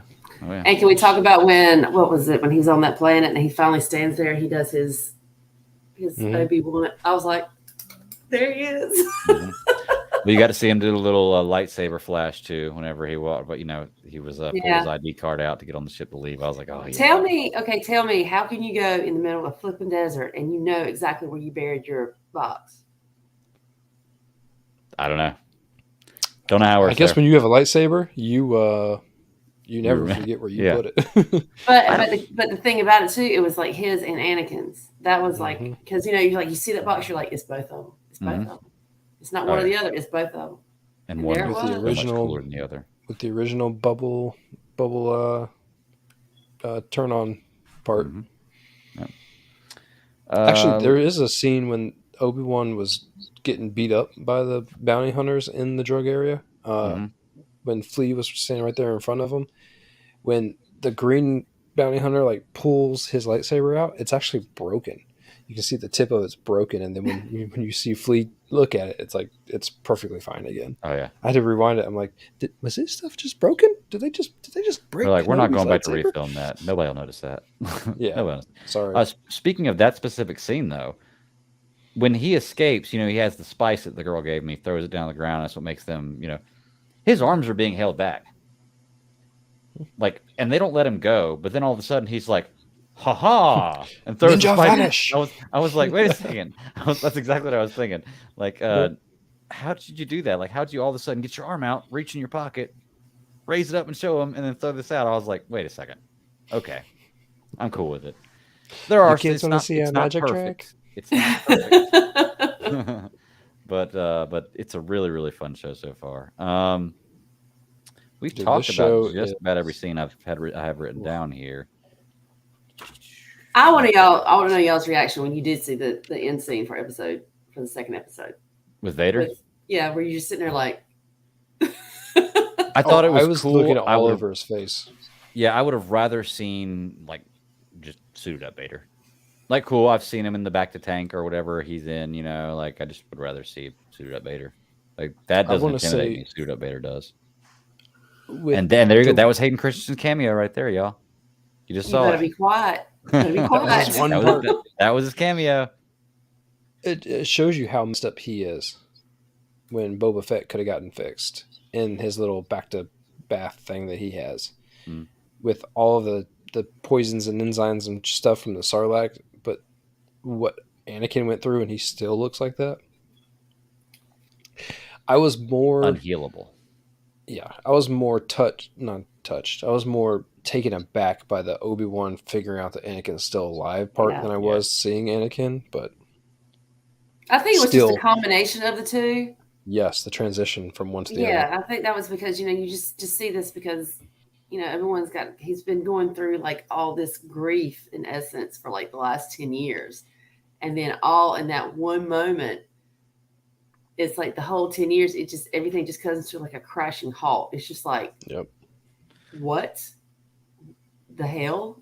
And then as soon as you see the dawning realization, him trying to absorb this, then it cuts to Vader, and he's just like right there. Yeah. Kevin asked how we liked the opening of the first episode where they showed episodes 1, 2, and 3. Thought it was great. Yep. I did not skip that intro. Yeah, definitely not. It's just one of those things where when they have the scenes from the movies cut in, I can notice the difference in just the viewing of them, or like the quality of the movie and the show. And like I said, the shows still look great, and we're always saying they're movie quality, but when they're side by side like that, I notice a huge difference. But I also may just be recognizing it from a movie, and that's in my mind, painting it differently. I'm not sure.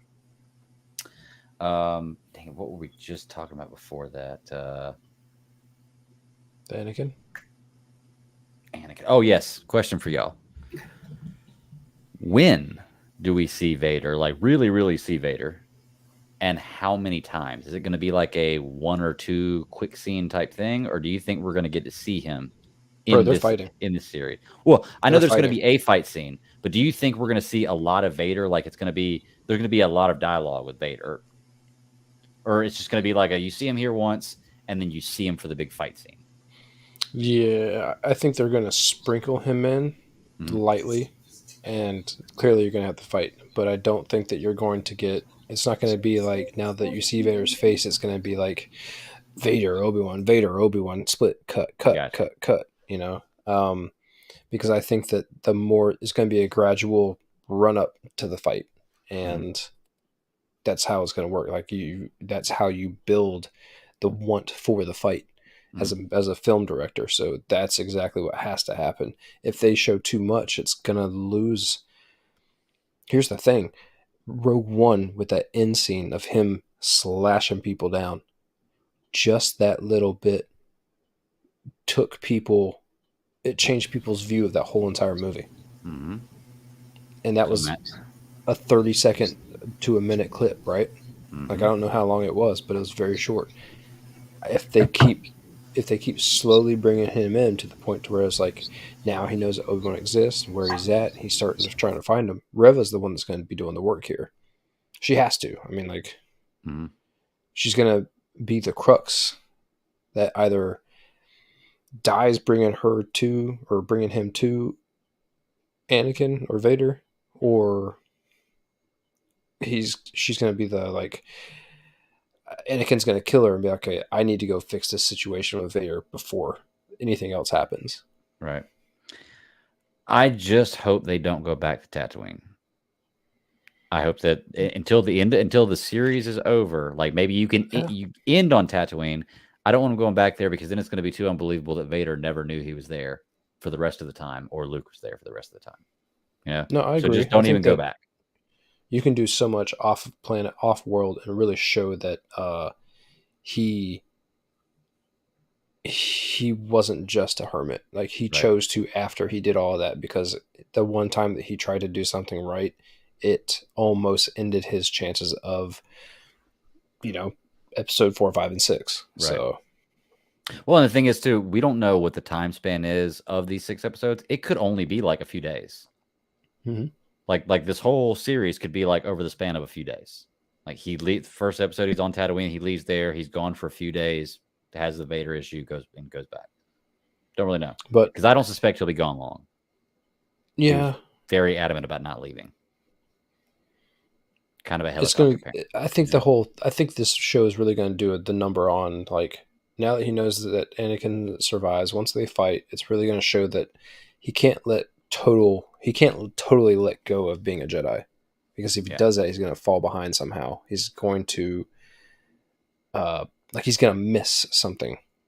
So I think that's very important that they're showing that he went from grief and anguish and depression and anxiety, blah blah blah, to overcoming and realizing that the goal that he was originally set out for is what's important, and he has to stay on topic and stay focused with keeping Luke going forward. Yeah. Kevin says he thinks we get a Natalie Portman cameo. That would be very interesting, unless it's in a flashback, because she is dead, correct? Yeah. You could totally get we get a flashback. Odd, real, like. I think they're going to have to do new flashback scenes, though, stuff we haven't seen in movies, because otherwise, why even bring Hayden Christensen in? You can have anybody play behind the mask. Why even bring Hayden Christensen in if you're not going to show his face? I still feel like you're going to see his face more so. I mean, I know you saw him in the back tank, but I feel like you're going to see his face at least one more time. So you think we're going to see Hayden Christensen as Vader with the fucked up face? You don't think we'll see pretty boy Hayden? Well, Christensen? It could be both. I mean, it could be like flashbacks, or. What if it's kind of Rebel-esque, and like his mask gets busted open again? Well, I mean, it's kind of like, in that one scene from Clone Wars. When you have the, you see that. Yeah. So I mean, it could, but I don't know. I mean, there's so much that you're looking to get. I just don't know. Like you said, Greg, it could be a matter of a few days. It could be, you don't really know the time. If you see Natalie Portman, you're only going to see her face, because she ain't showing off those guns that she's been bulking up for that Love and Thunder. Mm-hmm. Yeah, she's definitely beefed up a little bit. Yeah. No, I mean, I guess it's possible, but I guess it does kind of make more sense. Like, I think that I just don't think you bring Hayden Christensen in and make a big deal about Hayden Christensen being there if you don't show him as Anakin. As Anakin, you can recognize as Anakin. Yeah. Like you don't pay that bill unless you're going to get something for it. So I'm trying to think what else about this. We've gone through just about every scene. I did like that you get to see Obi-Wan, and 10 years later he's still having these nightmares about the night of when him and Anakin had the fight. So, or actually, the night of Order 66. But Well, it's interesting the fact even like 10 years later, he's still tortured over the whole situation.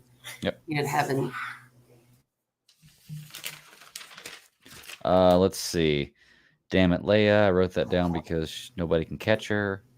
Third sister. Yeah, we got all my notes, man. We've gone through everything. That Obi-Wan learned about Anakin was the last thing I wrote down, and that was a crazy moment and an awesome way to end episode 2. This felt like a movie. Watching these 2 episodes back to back felt like I watched a movie.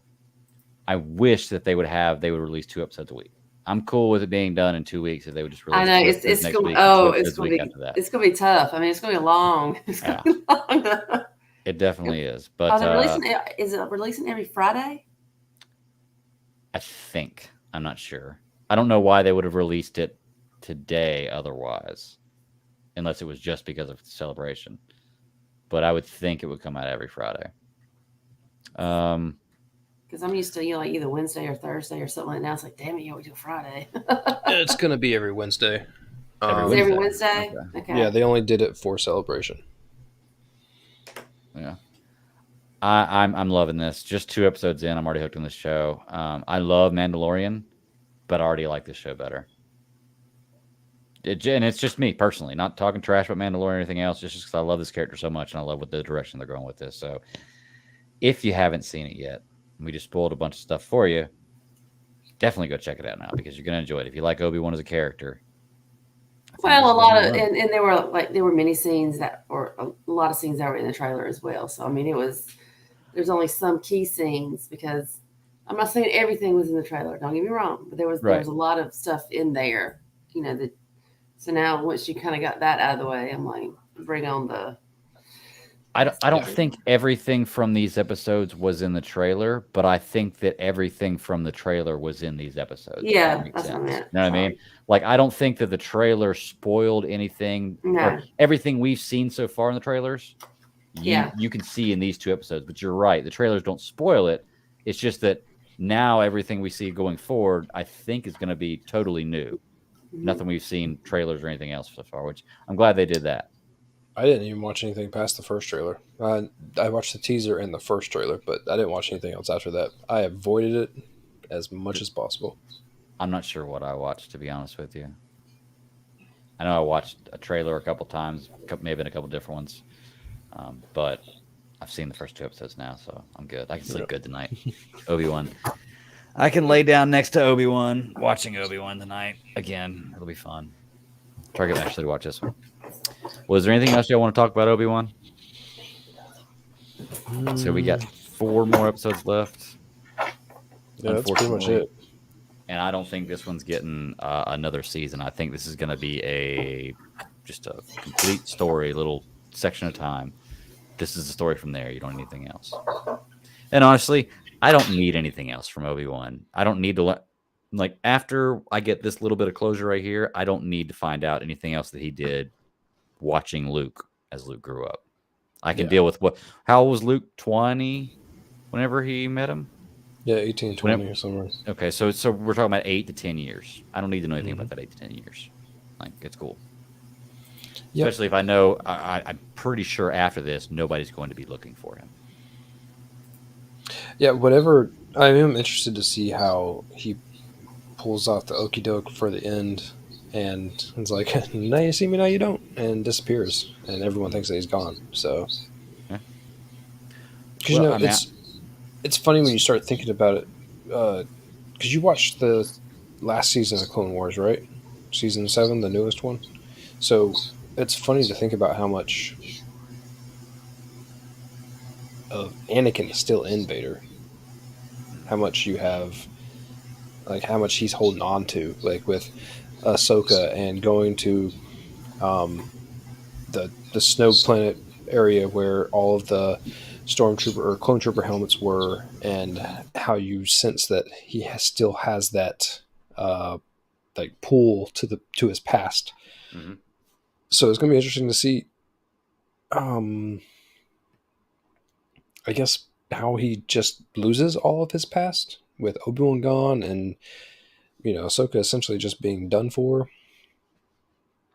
Well, I because think everything. it's one of those things that you're not. It's like a different language. You don't use it and you lose it, or the Force. You shut yourself off from it. You Yeah. use it. Like if you're not around the people that remind you of that kind of stuff, and you have 8 years later of trying to take over the galaxy or rule the galaxy, it would probably slip away from you, or and Yeah, not for sure. completely forget about it, but it would it would be something that would be on the front of your mind. You know? Well, I mean, as many times as I've seen that burned up body in a bacta tank staring off into space, like you got to think, like, what are you thinking about Mm-hmm. when you are sitting in there unable to do anything? What I want to know is, do we ever get a definitive time or point in time where Vader finds out that Luke is his son? Or do we just assume that through logic, he figures it out? Well, when he figures out the name of Luke Skywalker, I think is the. You know what? You're right. I guess if you do hear the name Skywalker, that would be a pretty dead giveaway, wouldn't it? Yeah, because what you I didn't think get about is that. he doesn't know who's in the X-wing at the end of Episode 4 when he's destroying the Death Star, right? He's just like, the Force is strong with this one. When Yeah. Obi-Wan is talking to Luke, and then at some point, your name goes viral whenever all that stuff happens. So Well, Kevin says the Emperor tells him, but how would the Emperor have known? Like, did the Emperor even know that she was pregnant? Or that she had the kids? well, Well, he didn't know knew she was pregnant, but didn't know that was she had the kids. I don't know.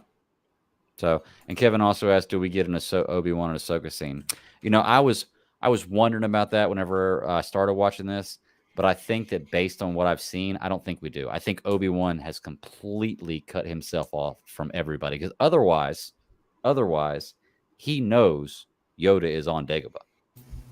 He tells Luke to go to Dagobah to meet Yoda. So he knows at some point in time Yoda's on Dagobah. Why would he not try to communicate with him? I think that he's completely cut himself off because he is truly scared that if he uses the Force, it's going to fuck up him watching Luke. And that's why I don't think we'll see any other Jedi. I don't think you get Ahsoka. If you get anyone, you clearly get Qui-Gon. But Yes, I but it don't won't think be, you get yeah. Ahsoka. Yeah, I agree. Well, okay, so I was wrong. We might get somebody else, but Qui-Gon's dead, so he'll get a Force Ghost appearance. Yeah. Or voice. Yeah. Who knows?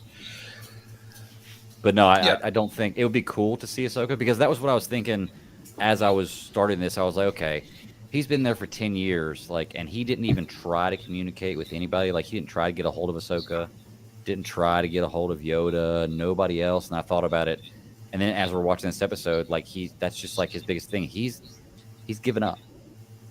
Kind of like he even tells the young Jedi, which, by the way, I want to talk about the young Jedi. He even tells the young Jedi, he's like, go bury your lightsaber. He's like, we lost. He's just accepted defeat, you know? Yep. Or he's just playing it off to wait, be patient. But it's like this is his lowest point. Yeah. That young Jedi who gets killed is hanged? Or hung? I don't know. Hanged. It looked like he was killed and then strung up. And strung up. That's what I was wondering, because it didn't look like he was hanged. Is it hanged or hung? I don't know. Hung. Hanged. They both sound right. Either way, he didn't look like that, because I looked at it and I was like, that's not even around his neck. And I was like, oh, he probably got killed and then was just put up there like to show. Ironically, though, his neck was still very stiff because he was holding his head up. But whatever. Positioned like that. I don't know. Yeah. But yeah, this show's doing great, man. Can't wait to see what happens. I do wonder if we're going to hear about any other Jedi that survived. You know, because now we obviously know, like, we were led to believe that, I guess, Yoda and Obi-Wan and Ahsoka were the only 3 Jedi that survived up to this point. Well, I don't think they know anything about Ahsoka. Well, they don't know she's anything, on her but own- we her own as an path. audience know. That's what I'm saying. We as an audience know. But now we see another young Jedi who's come to him. So obviously there were other Jedi who survived. I wonder if we get either appearances or at least mentions of. I've always believed, because it seemed like, the odds were not in the favor of, like, how do you kill every single one of them? Like, Right. yes, Order 66 is like it is a thing, but how do you do that? How do you just exterminate all of them? Like, you can't kill all the ants in your house, like, something's got to give. Well, then also not all of them were with, because, when we first saw it, all of them were either with clone troopers or in the temple. Or, something like that. So you may have, like, other ones that were out and were just remote. Yeah. Yep. And it's very possible there's a bunch of them, they've just been being hunted for the last 10 years. Right. because this is 10 years later, so maybe there were a bunch, but there's not as many anymore. I just wonder about that kid. If it was 10 years later, he had to have been like 8 whenever he got away. Okay, well, think about everyone. Think about Cal Kestis. Think about Kanan. I mean, think about all these people. You know, you essentially have half-taught Jedi. You know, they learn the basics, but they don't learn like the spiritual side of it. You know, like because each of us know that the older that we get, the more that we learn less of like we're not worried about learning how to walk and breathe and talk. We're more worried about like how to like find peace with ourselves and like be happy and like all that type of stuff. And so those young kids who lost their masters or whatever the case may be figured things out on their own to forge their own path. So yeah, they're probably a little bit more reckless. Yeah. He recognized Kenobi though. Yeah. Like right away. I called him out by name. I was like, oh, okay. So we'll see. Maybe we'll see some more. It'll be interesting to find out. But Obi-Wan Kenobi. Check it out. Awesome show. Let's wrap this one up and move on. What else we got? We got we got Star Trek, the other big series. The other star. The other star or something. Yeah. Let's hop into it, man. Let's hop into Strange New Worlds. This is what, episode 3? 4, because they did 2 the first week. Yeah, episode 4. I have questions. I've heard of the Gorn, and I've seen what I've seen on Big Bang Theory with the Gorn, but I've never actually watched any Star Trek that involved anything with Gorn. So, one, I'm kind of pissed we didn't see anything.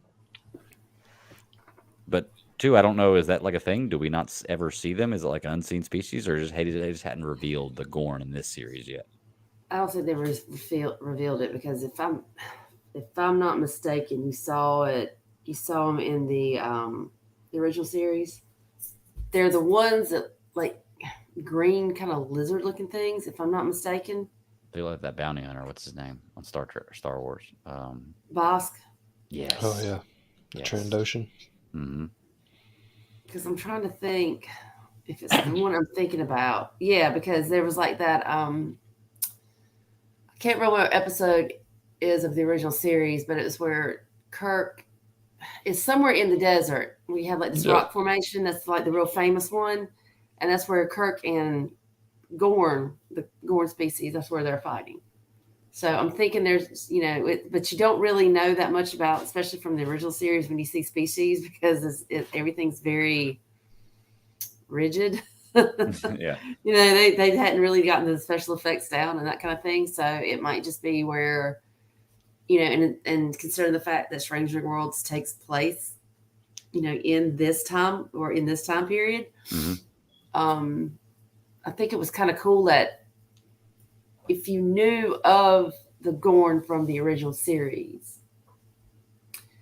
but it's like once you say the name, it's kind of like to invoke fear, because it's just like, oh, it's Gorn. You're like, oh, okay, all right, lizard people, okay, cool. But the way they portrayed them in this episode, it was almost like they're more of the I can't think of the species that was.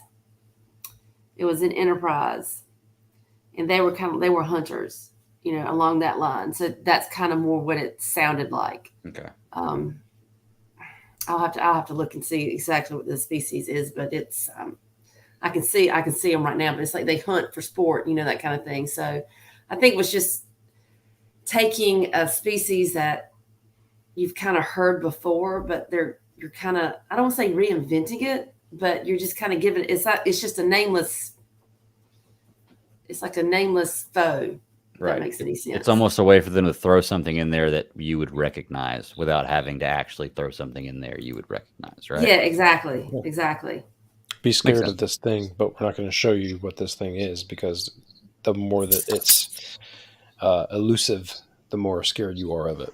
Yeah, exactly. It's because when you were saying it's like, oh, it's like a monster, and it's you hear this, you hear a sound. It's kind of like the Predator. You hear the sound, and then before you see it. So that's the way I kind of took it. I just want to know, if nobody's ever seen it, how do you even know about it? Like, how do you even know that it's a species? And I get it. Yeah, I'm poking holes here, but I mean, I just thought it was interesting. I didn't know if that was a thing in Star Trek. And then the other thing that I picked out that I was like, this may be something. Is there a pike maneuver? Is that like a big thing? People use a pike maneuver? No. This is what if you pull this off, it's gonna be known as the Pike maneuver. And I was like, Yeah. really? Come on, I didn't know if people. maybe like that was a reference, like we're going to use the pike maneuver, like from one of the old Star Trek movies or something like that. And I was like, oh, they just kind of put that in there to see, but I wasn't sure. I was like, that sounds like something, but I don't know. But yeah, what did y'all think this week? I mean, I'm loving the episodic. It's cool to have the story wrapped up by the end of the episode. This one was interesting for me. Every week it catches, keeps me entertained. Like I'm not at any point like hitting pause, see how long's left, or feeling like I'm in a lull. Like the pacing's good and the stories are great for me so far. Yeah, I think that this episode was a Starfleet Remembrance Day, which how ironic that it falls hand in hand with Memorial Day weekend.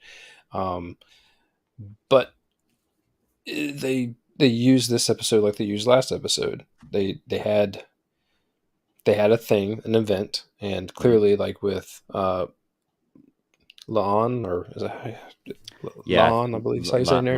Lan, something like that. Yeah. So when you have her who lost a sibling because of the species on Star Trek or on Starfleet Remembrance Day, like all the stars are aligning, which I mean Star Trek has always been known to do.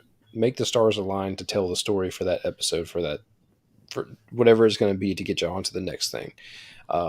Like last week, same thing. Like I really like last week's story when they have Una being one of the species that they're going to the colony for.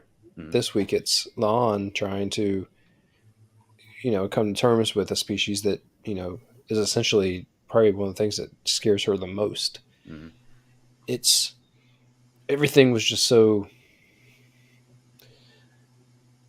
Star Trek in episodic form, everything is so happenstantial. I mean, like they couldn't beam anyone off of that ship, right? Because it was a nuclear radioactive carrier or whatever it is, and like you can't beam off this ship. And I'm like, of course not, because why would you? But at the Right. same time, That would like be the easy one.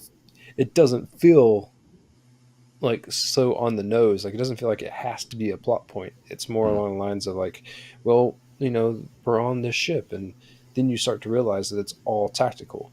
The Gorn are really using all of these tactics because this whole episode was about their tactical warfare and how much they were ahead of the game, and showing how Pike and La'an and the whole crew need to work together. I mean, they really benched Una for this one. Yeah. I did not like that after they showed how strong she was last episode. Well, But you got to see Uhura and Hammer, is that his name? yes, Hemmer really start to like work together, and really him opening up and her learning how to communicate with asshole teachers, I guess would be like the best way to put it. Like, you have to learn how to deal with people who you don't want to deal with in life. So, Right. and I'll get to the other point later. Go ahead. Okay. Well, I was gonna say I think they benched Una on this episode because the beauty of the episodic is you get to focus on one character each week. They spent 1 week where they focused on Yora. This week was La'an. The last week was Una. Like, I'm sure that next week it's going to be, I can't remember the pilot's name, but it's going to be the pilot. So they're taking a week and they're focusing on each character. They're giving each character their spotlight, which is cool, and that's the beauty of the episodic type deal. But I think that's why they probably benched her this week. Plus I don't think you can have that blast without somebody getting hurt. You gotta have somebody major get hurt. It just seemed like it was a long, drawn out injury, and I know that all of this was happening like within a span of like a couple hours, but it seemed like it was very long and drawn out. Yeah, because it seemed there's so much happening going on elsewhere that her being injured and trying to make her way to sickbay, and then giving her IV bag or whatever it was to like someone else that was injured. I mean, plasma. all plasma, like all that stuff that was going on just was.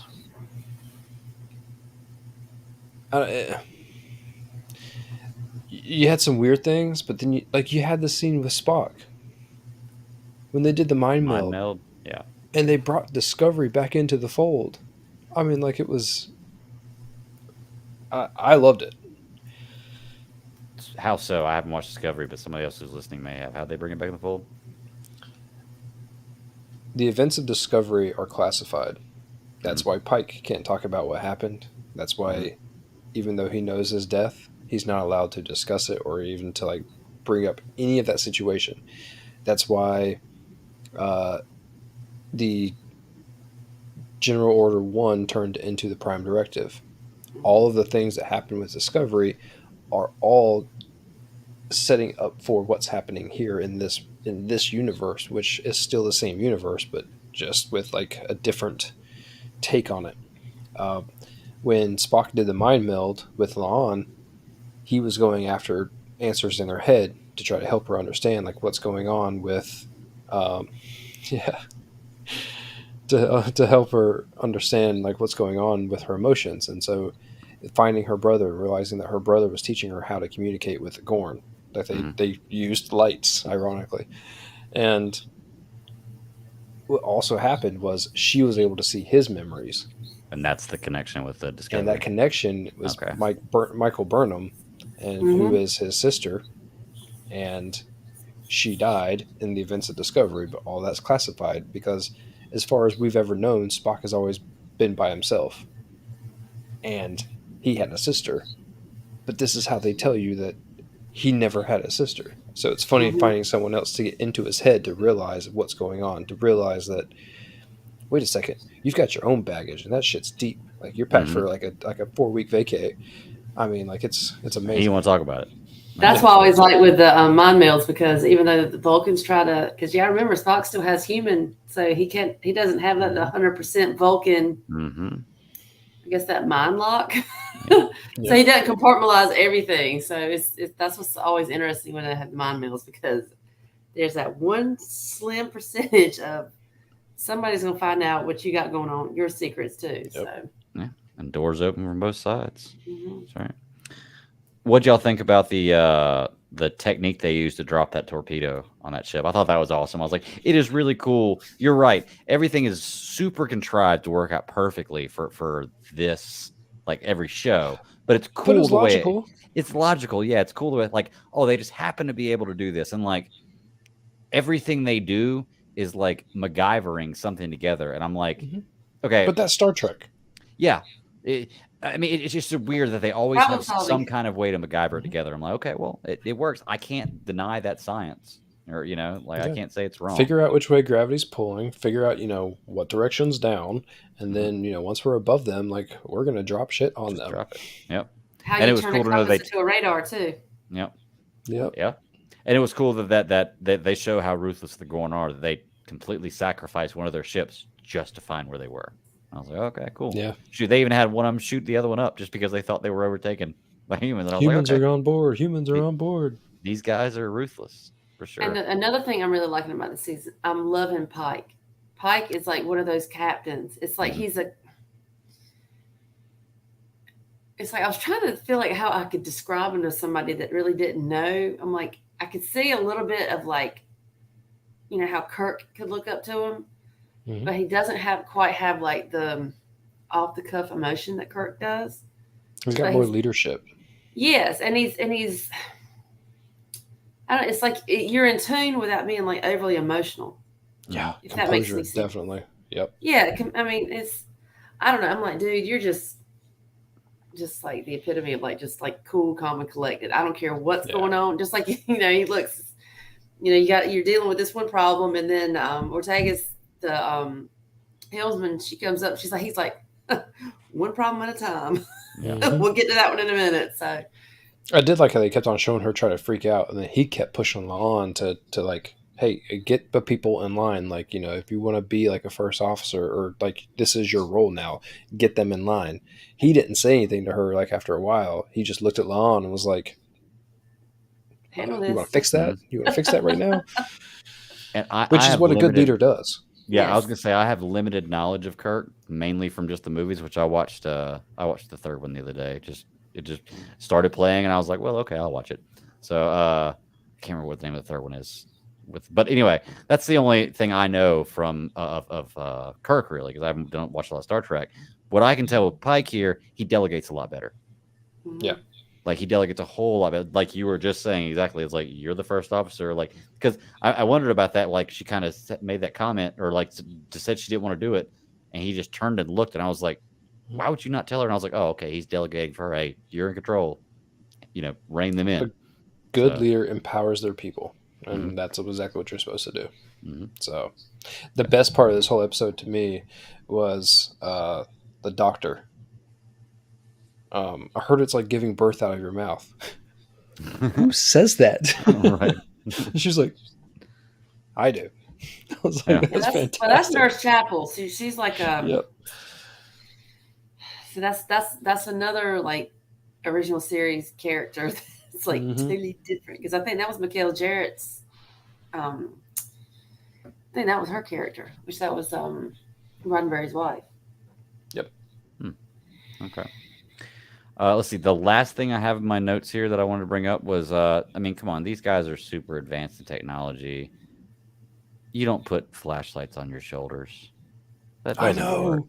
That doesn't Like, work. how do you Like sneak around? because guess what? When I turn my head, my light doesn't go in the direction I turn my head. So unless you're moving like this everywhere you're moving, Mhm.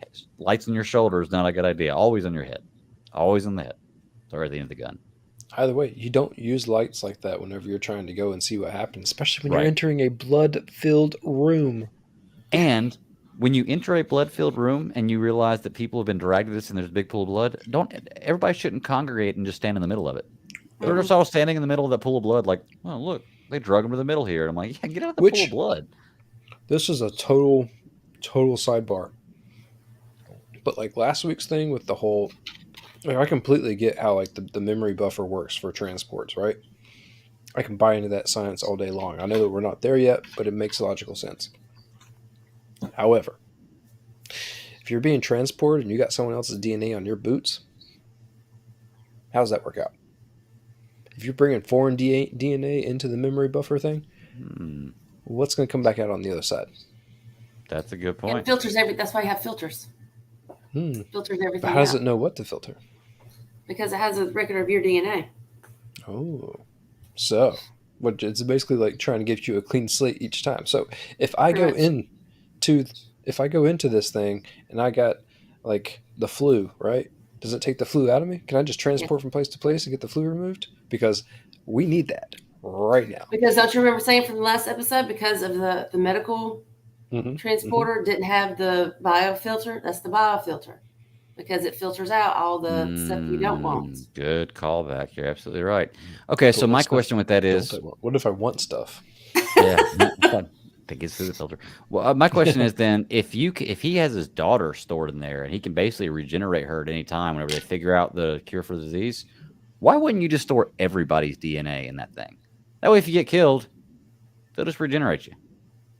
Well, that goes back to the whole eugenics war thing and like it not being okay to do shit like that. So Yes. the eugenics war essentially set precedents for why they believe it's not okay to manipulate DNA. Okay. Like it's okay to transfer something from a gas to a solid or liquid or blah blah blah, but it's not okay to like alter it into something else, like another substance. Okay. So they can transport DNA, they can, tear you apart and put you back together again, but they can't tear you apart with a dolphin. But you don't and then mess turn with you that into DNA. a You don't half man, change half that dolphin. DNA. You don't change that Right. DNA. Right, but You are then, what you are. But that's what I'm saying. But wouldn't storing them in there like that wouldn't be changing anything? Well, the whole problem was he couldn't keep her stored. He had to keep bringing her back because eventually, I guess I didn't know that. I thought he kept the her memory stored. degrades. Oh, okay. So does that mean he has to bring her back and then kill her? No, just transport her again. Oh, okay. I mean, that's weird. I mean, I guess it would still work with everybody. I would just feel like it would just be easier to maintain success of crew members on ships if you could just recreate them. But that's just me. I don't know. He can never die. I mean, people would just be shooting each other left and right. Like, Oh yeah. Johnny said something stupid. Bye, Johnny. Yep. And then Johnny comes back again. That's okay. He's got insurance, right?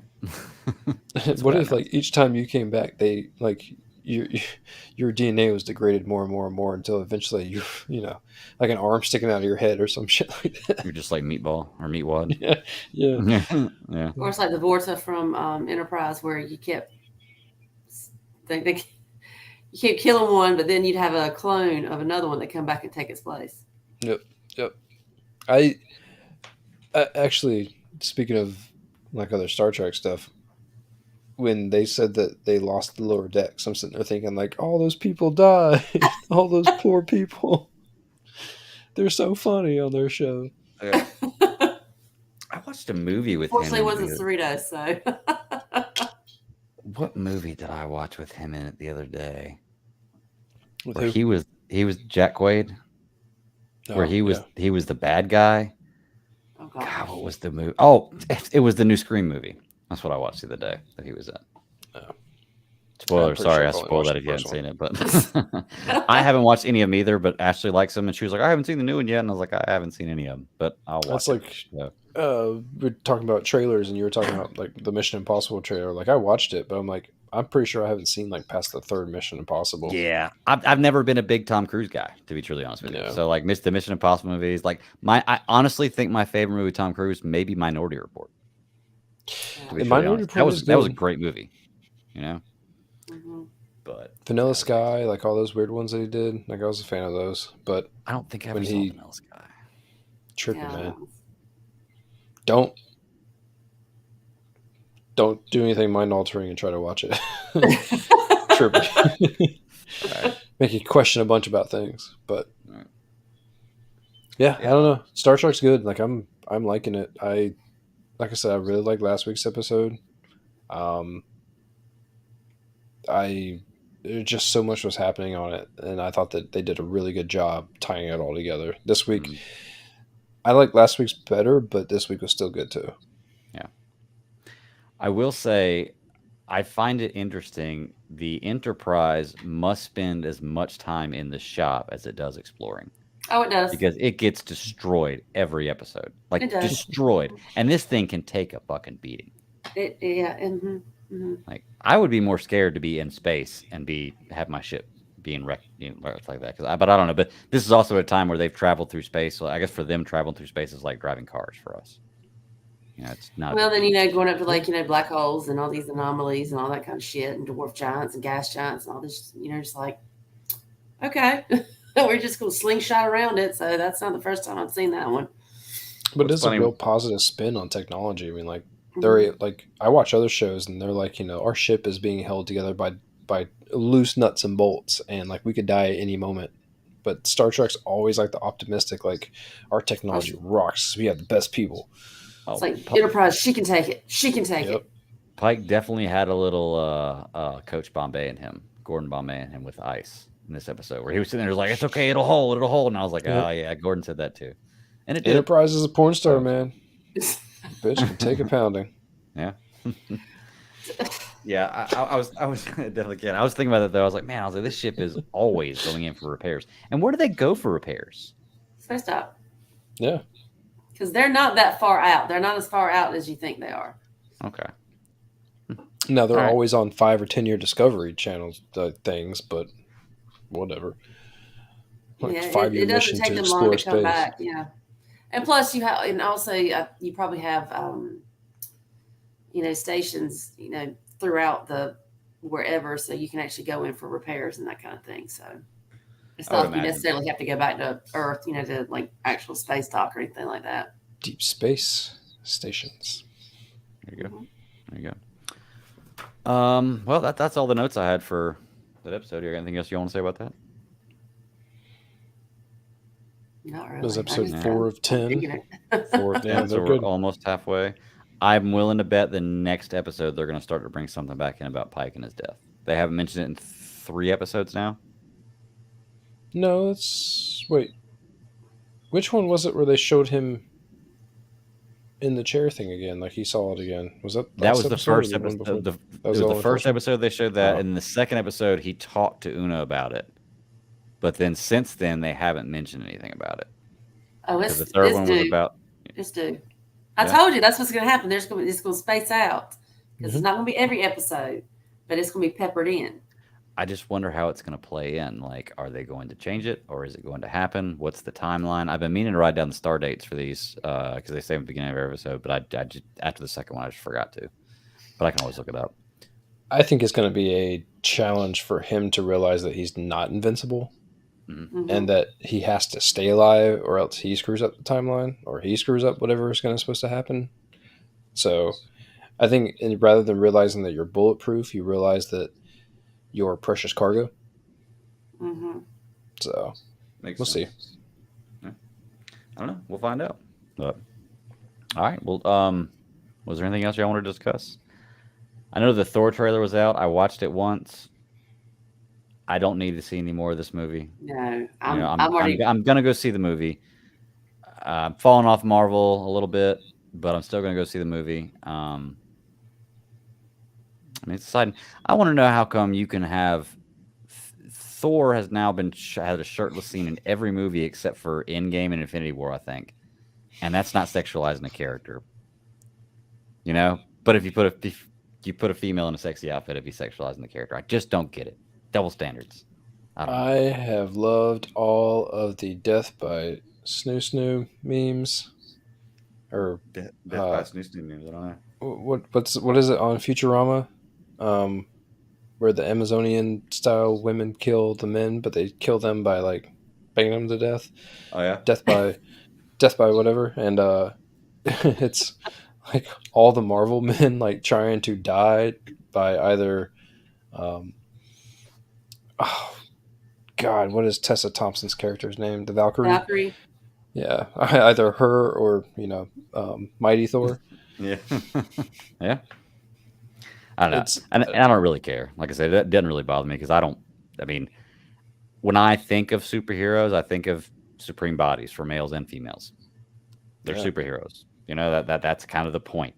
Dude, They I are don't superior understand beings, you know? how you don't. I mean, Natalie Portman should be like even more ripped. Like when you look at what Chris Hemsworth does to his body, he does it all the time, but especially for these roles. I mean, like I said, when we saw that behind the scenes picture with him and who was standing with him when he was standing there like not flexing but flexing. I don't know. When you look at the size of the dude's arm and you're like, that's like a size 30-inch waist right there. Like he can wear pants on his arms. Yeah, yeah. I'm like, holy cow, dude. And then snap, you're naked. I will say this: I was not a fan when I heard about this Thor movie. I was not a fan at all. But I'm telling you right now, I don't mind it. I agree with you. I wasn't a fan of it either. But it's because I didn't necessarily love the direction they were going with Thor in his last movie in Ragnarok. I liked the movie; it was good, but it's not my Thor. Like I like the Thor from like Infinity War. But I lost my train of thought. I lost my train of thought with this. But I'm excited because it's like it is along the lines. It looks like it's gonna be along the lines of Ragnarok. I'm excited about that. Okay, well, I was gonna say the reason why I don't have a problem with it now is because now I know where they're going with it. Now it's not Jane coming in to replace him as Thor. It's a different Thor from a different universe. I'm cool with that story. Yeah, Possibly. I don't want to. Like I'm still running with that theory, but yeah, exactly. We don't exactly know. It's But got to be. I mean, It's come got on. to be. So look, just saying, I'm Mjolnir's there. I'm open for anything.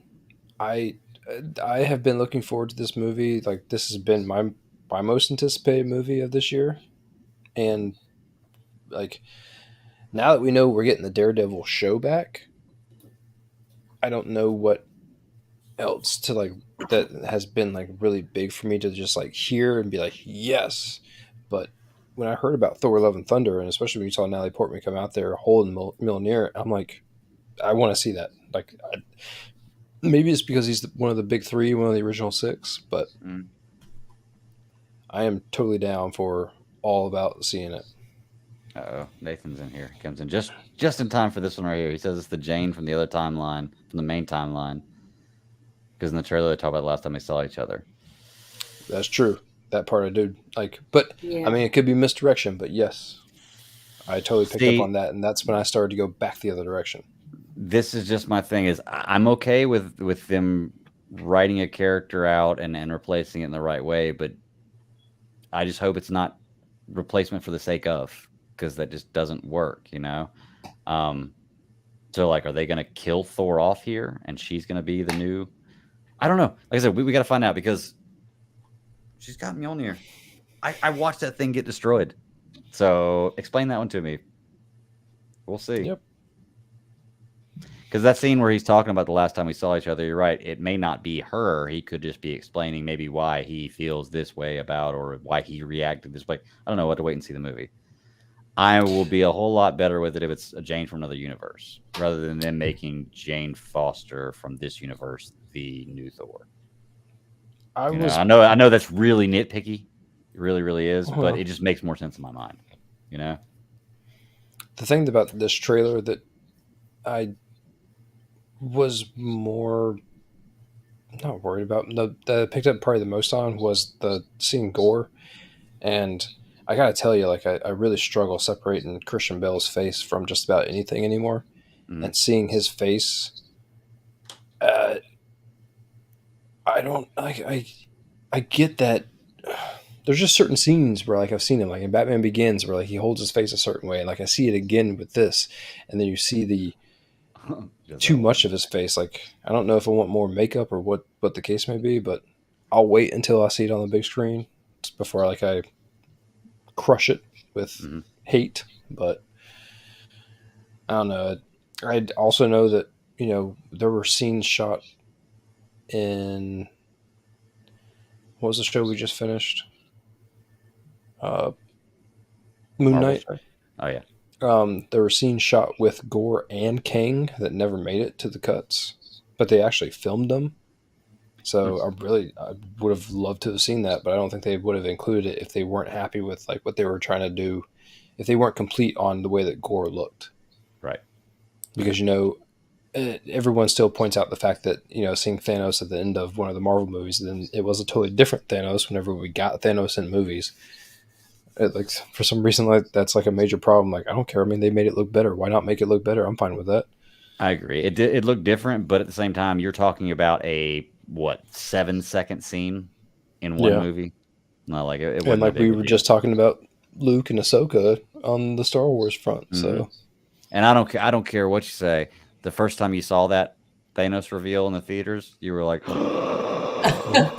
it didn't matter what he looked like. Like, it was like, oh my gosh. But so Nathan says the God Killer is going to kill a god, and it's not going to be Jane. And Nathan, you are more than likely right about that. This is the passing of the torch.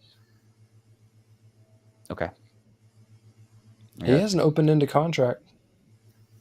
That's all I'm going to say. If I end up sobbing at the end of this damn movie, oh my God, I'm a boycott. I mean, Nathan raises a great point. It is the God Killer on there. Like, I don't. Yeah, but there's gonna be a lot more other gods in this movie too. True. I mean, someone's got to take out Zeus, because I mean, man, he's looking like he's been up on his cloud for too long. You be quiet. Why? You be quiet. He's in my top 5. I don't care how old he is. Oh, gracious! There you go. Sometimes the list never ages, right? Even in the movies where he looks old as hell. He looks like distinct. I'll be quiet. I'll be quiet. Hey, I guess there's some people like that, man. It's like Reba McEntire. She looks the same as she did 30 years ago. Yeah, with the help of like plastic technology. So don't matter to me.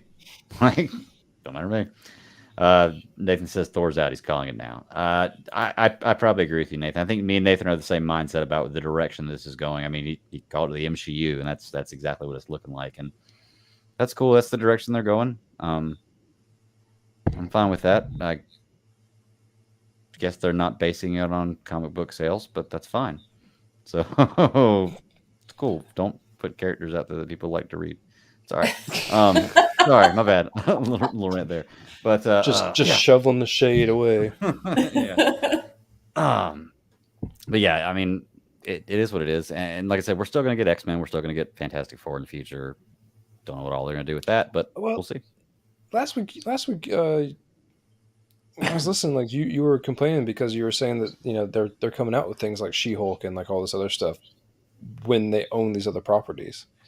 You're not going to see that stuff just mystically appear like within year 1 or 2 of them owning like Fox stuff. There's I know. no way. I know that's more of a me problem, but that is a it's just, future plan that they have to roll out, and you're going to get this in between stuff. Which, like I said, described here before, after Endgame, everything else seems like a letdown. Mhm. And there were the fans that didn't come into the MCU in the first 10 years because, well, maybe not 10 years, but in the first like 5 years because they didn't have any interest in it. They just heard about it. right. All the diehards or like the people who really like enjoy the stories came out for it because they were the stories that we read as kids. Mhm. And like all these other comic book things, like we don't get a chance to read everything. Shit, I can barely read anything much anymore to sit down. That's why I watch TV and movies. Mhm. But yeah, everything else seems like a letdown. And when now they own the other properties that everyone wants to see, everyone just has these expectations. Like, you own them. Where are they? Why are we not Right. seeing them? Oh yeah, What's and going I on? get, What are I you get doing? that. Mhm. Like I said, that's more of a me problem. It's me. When I'm not getting what I want, and I get that. That's why I don't hate Marvel for anything. It's just the stuff they're making now doesn't seem like it's going to interest me. I haven't seen a lot of it yet, so I can't say it's not going to. I'm just not as excited for it going forward. I'm definitely not excited about reading the comics, Marvel or DC, going forward. But the movies and stuff are different. I'll check them out and everything else. But yeah, definitely some Dark Horse and Image comics coming my way in the future. You want They original have good stories? stuff too. They have really good stuff. So, but yeah, we're interested in Thor. I don't need another trailer. If another one comes out, I'm probably not even gonna really view it. To be honest with you, I'm ready for this movie. I don't want to learn any more about it until I see it. I just want to see it so I can answer these questions. Yes. You know? We are just over a month away, Okay. like 5 weeks from this movie coming out. They usually about drop that. one like a week before it comes out, though, right? About a week and a half, 2 weeks before it comes out. They usually drop it like last 2 one. weeks before it comes out, the TV spot's coming out like crazy, but normally about 2 weeks or so. Yeah. I don't know. Like I said, I just don't need to see anymore. I'm enjoying my viewing a lot more going into stuff without this deep dive knowledge that I have and building these expectations in my mind. This last year of doing that's worked out a whole lot better for me. So I think it's maybe like a lot of movies more. Like maybe there's movies that I, after going back with the second viewing, liked a lot more than I did the first viewing because I had so many expectations the first viewing. Now I'm just enjoying it the first viewing. Speaking of, before we leave, I will say one thing though. Gave the Batman a rewatch, and the second viewing, I was not nearly as like, wow, this is awesome as I was the first viewing. It was hard for me to even finish, to be honest with you. I was like, come on, like, okay, let's get at the next part. I couldn't even watch it during the day in my house because of the sunlight coming in. I had to wait till night because it's so dark. You can't see it on the TV unless it's complete pitch black in the room. So, and then I was watching it and I was like, okay, this is interesting, but I'm gonna start playing this game on my phone. And like I noticed myself just playing a game on my phone while I'm watching this movie. And if I'm interested in the movie, I don't ever do that. And I was like, I hate that because I do remember liking it, but the rewatchability of it is just like, oh, it's not as fun the second time as I remember being the first time. You know? Yeah, because it's like now you can expect the scenes that are coming next, and so there is that little bit of lull between some of the scenes. So you're just like, yeah. I was like. So yeah, I kind of feel you on that one. I don't know if y'all have done another viewing of it or not, but I don't know. Like I said, and it could have just been the mood I was in at the time, the fact that I couldn't see it during the day, a number of things go into it. But just didn't. When I rewatch something, in a dark room. Yeah, that's definitely like a rainy day thing. No, like when I rewatch something, it's either because I want to really see it again, like I want to sit there and like go through and see what I missed, or it's something that I just want to put on and not think about. Yeah, like do something else while it's playing. Right? I don't think I have not rewatched Batman since it's come out, but I don't really feel like I need to. Yeah. And so that's always a thing for me too. Like if I got all that I need out of it the first time. And a lot of movies give you that experience the first time that you can't like to me, like I haven't watched The Force Awakens crazy amount of times, but the experience of that movie coming back into theaters and everything that was around it was really big, right? Yeah. Like it was the third coming of Star Wars. And so even then, like I can't reinvent the way that I saw that movie as many times as I saw it in theaters. I can't reinvent that. Right. So like I don't really have like a crazy interest in going back and rewatching it. Makes sense. Yeah. That's all I got tonight, y'all. Yeah. You got anything else y'all want to talk about? I know we didn't watch the Thor trailer, but we've all seen it, discussed it a little bit. Went through Star Wars Celebration, Star Trek, Obi-Wan. I think we covered it all. I don't think there's something we missed. We got Umbrella Academy starting up, what, in a few weeks, right? 22nd. Okay. So, yeah, about a month away from that. That'll be one we cover. Let's see. You got... Oh, shit. John Wick 4 came out, too. You got Miss Marvel on the 8th. Then you got Jurassic World on the 10th, I think is when that comes out. Movie. Yeah, we're going to see it the 11th. For All Mankind. Once again, Apple TV. If you haven't watched it, watch it. It's really good. Right. So I didn't know this, but I was doing a bunch of back reading. Since I'm like a huge fan of like The Expanse, whenever was it Battlestar or was it Babylon? One of the old shows, like half of the writers went to make Expanse and the other half went to make For All Mankind. And so both of those shows they're different, totally different movies or shows, but both of them are really good. Transformers comes out, I think, on the 24th. The one on Netflix. Was it the Rise of Robots or Rise of the Beasts? I don't know. That may be pushed. That may be really old on my list. I don't remember the last time I updated that. Yeah, I was gonna say I haven't heard anything about that. I remember hearing about it, talking about it, but I don't remember hearing anything about it coming out. I'll take a look at it. Come back with something better. You get Westworld's coming up. That's in June too. Have you watched Westworld? No. Oh, I have not watched Westworld. Sarah? Yeah, I know. I've had a couple people say that about it too. That's a fairly older show, right? Came out a couple years ago. I think I started watching it. Yeah, this is going to be their 4th season. Okay. So, I think I understand the premise. Isn't it the one where the people are living in their minds are in going to a theme park is like going to like another existence. Okay. So, whereas like the theme park, all of the people are robots, and so you interact with other people there also, but most of them are all like robots, and so it's an old book, and the show's really good. Okay. So it's an HBO show. Give it a shot. On your list of shows to watch. Yes, I got it's a big list. Do y'all want to rewatch and cover any of Umbrella Academy season 2 before 3 comes out? I don't know if I have the time to rewatch the whole thing, but I do probably want to at least watch the last few episodes so I get a kind of a memory regain. Maybe the penultimate and finale of last season, just to kind of get back into, because I remember it, but I think having just a little bit will be a good refresher for me. So I mean, maybe we'll cover it, but I don't know. It depends if we have time to watch it or not. I'll probably rewatch it, like just to have on. I'm not gonna like sit there and like watch analyze everything. Yeah, but no, I've seen the first season like maybe 4 times. Yeah, first season's great. First season's really good. Yeah, I remember the second season was good too. Well, so. Yeah. Okay, cool. Well, we'll talk about it. We'll figure it out. But yeah, that's all we got. So we got a lot of stuff coming on the shoot. We'll always have content to cover. It's just a matter of picking what we want to watch, what we have time to watch. So, well, let's get out of here, y'all. This is officially the first episode of Geeks Chasing Squirrels. The 130th episode in total of all of it. Sarah, where can they find you at? You can find me on Twitter at My Lady Kitten.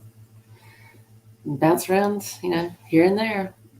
But that's about it. Sorry, guys. I'm about done tonight. No, you're fine. I totally understand. Champ for hanging in. Totally. Yep. You can find me at the BatDaddy52 on Twitter. The new show handle is GCS Podcast 1. It was SCS Podcast 1. Now it's GCS Podcast 1. But if you were subscribed before, all I did was change the name. So you should still get all the notifications, everything else when I do actually send a tweet out.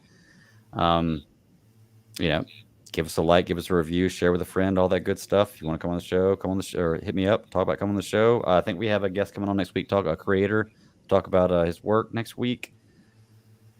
Other than that, nothing really. Ross, where can they find you out here? Right. This is it. If you want to get all the Rapidly Ross, hit me chasing up. squirrels. That's right. I'll relay a message to him if you want to. So I'm actually working on getting a phone line for this show in particular. We do cat calls in the C3 Panthers podcast. It's a really cool fan interaction thing where they can call into the show and we discuss their calls. I've been paying for a landline for 3 years now that I've never even plugged up because it came with the package that I had with cable, because I still pay for cable. So I might as well just figure out what that number is, hook it up, and then maybe set it up for people to actually be able to call and show, because it'd be cool to answer some people's questions or people interact like that. But we'll find out. Anyway, I'm just rambling on now. This is a word salad. There's that squirrel. Yeah. Word salad. Y'all have a great weekend. And until next week, later, skaters. All right, fellas. See ya.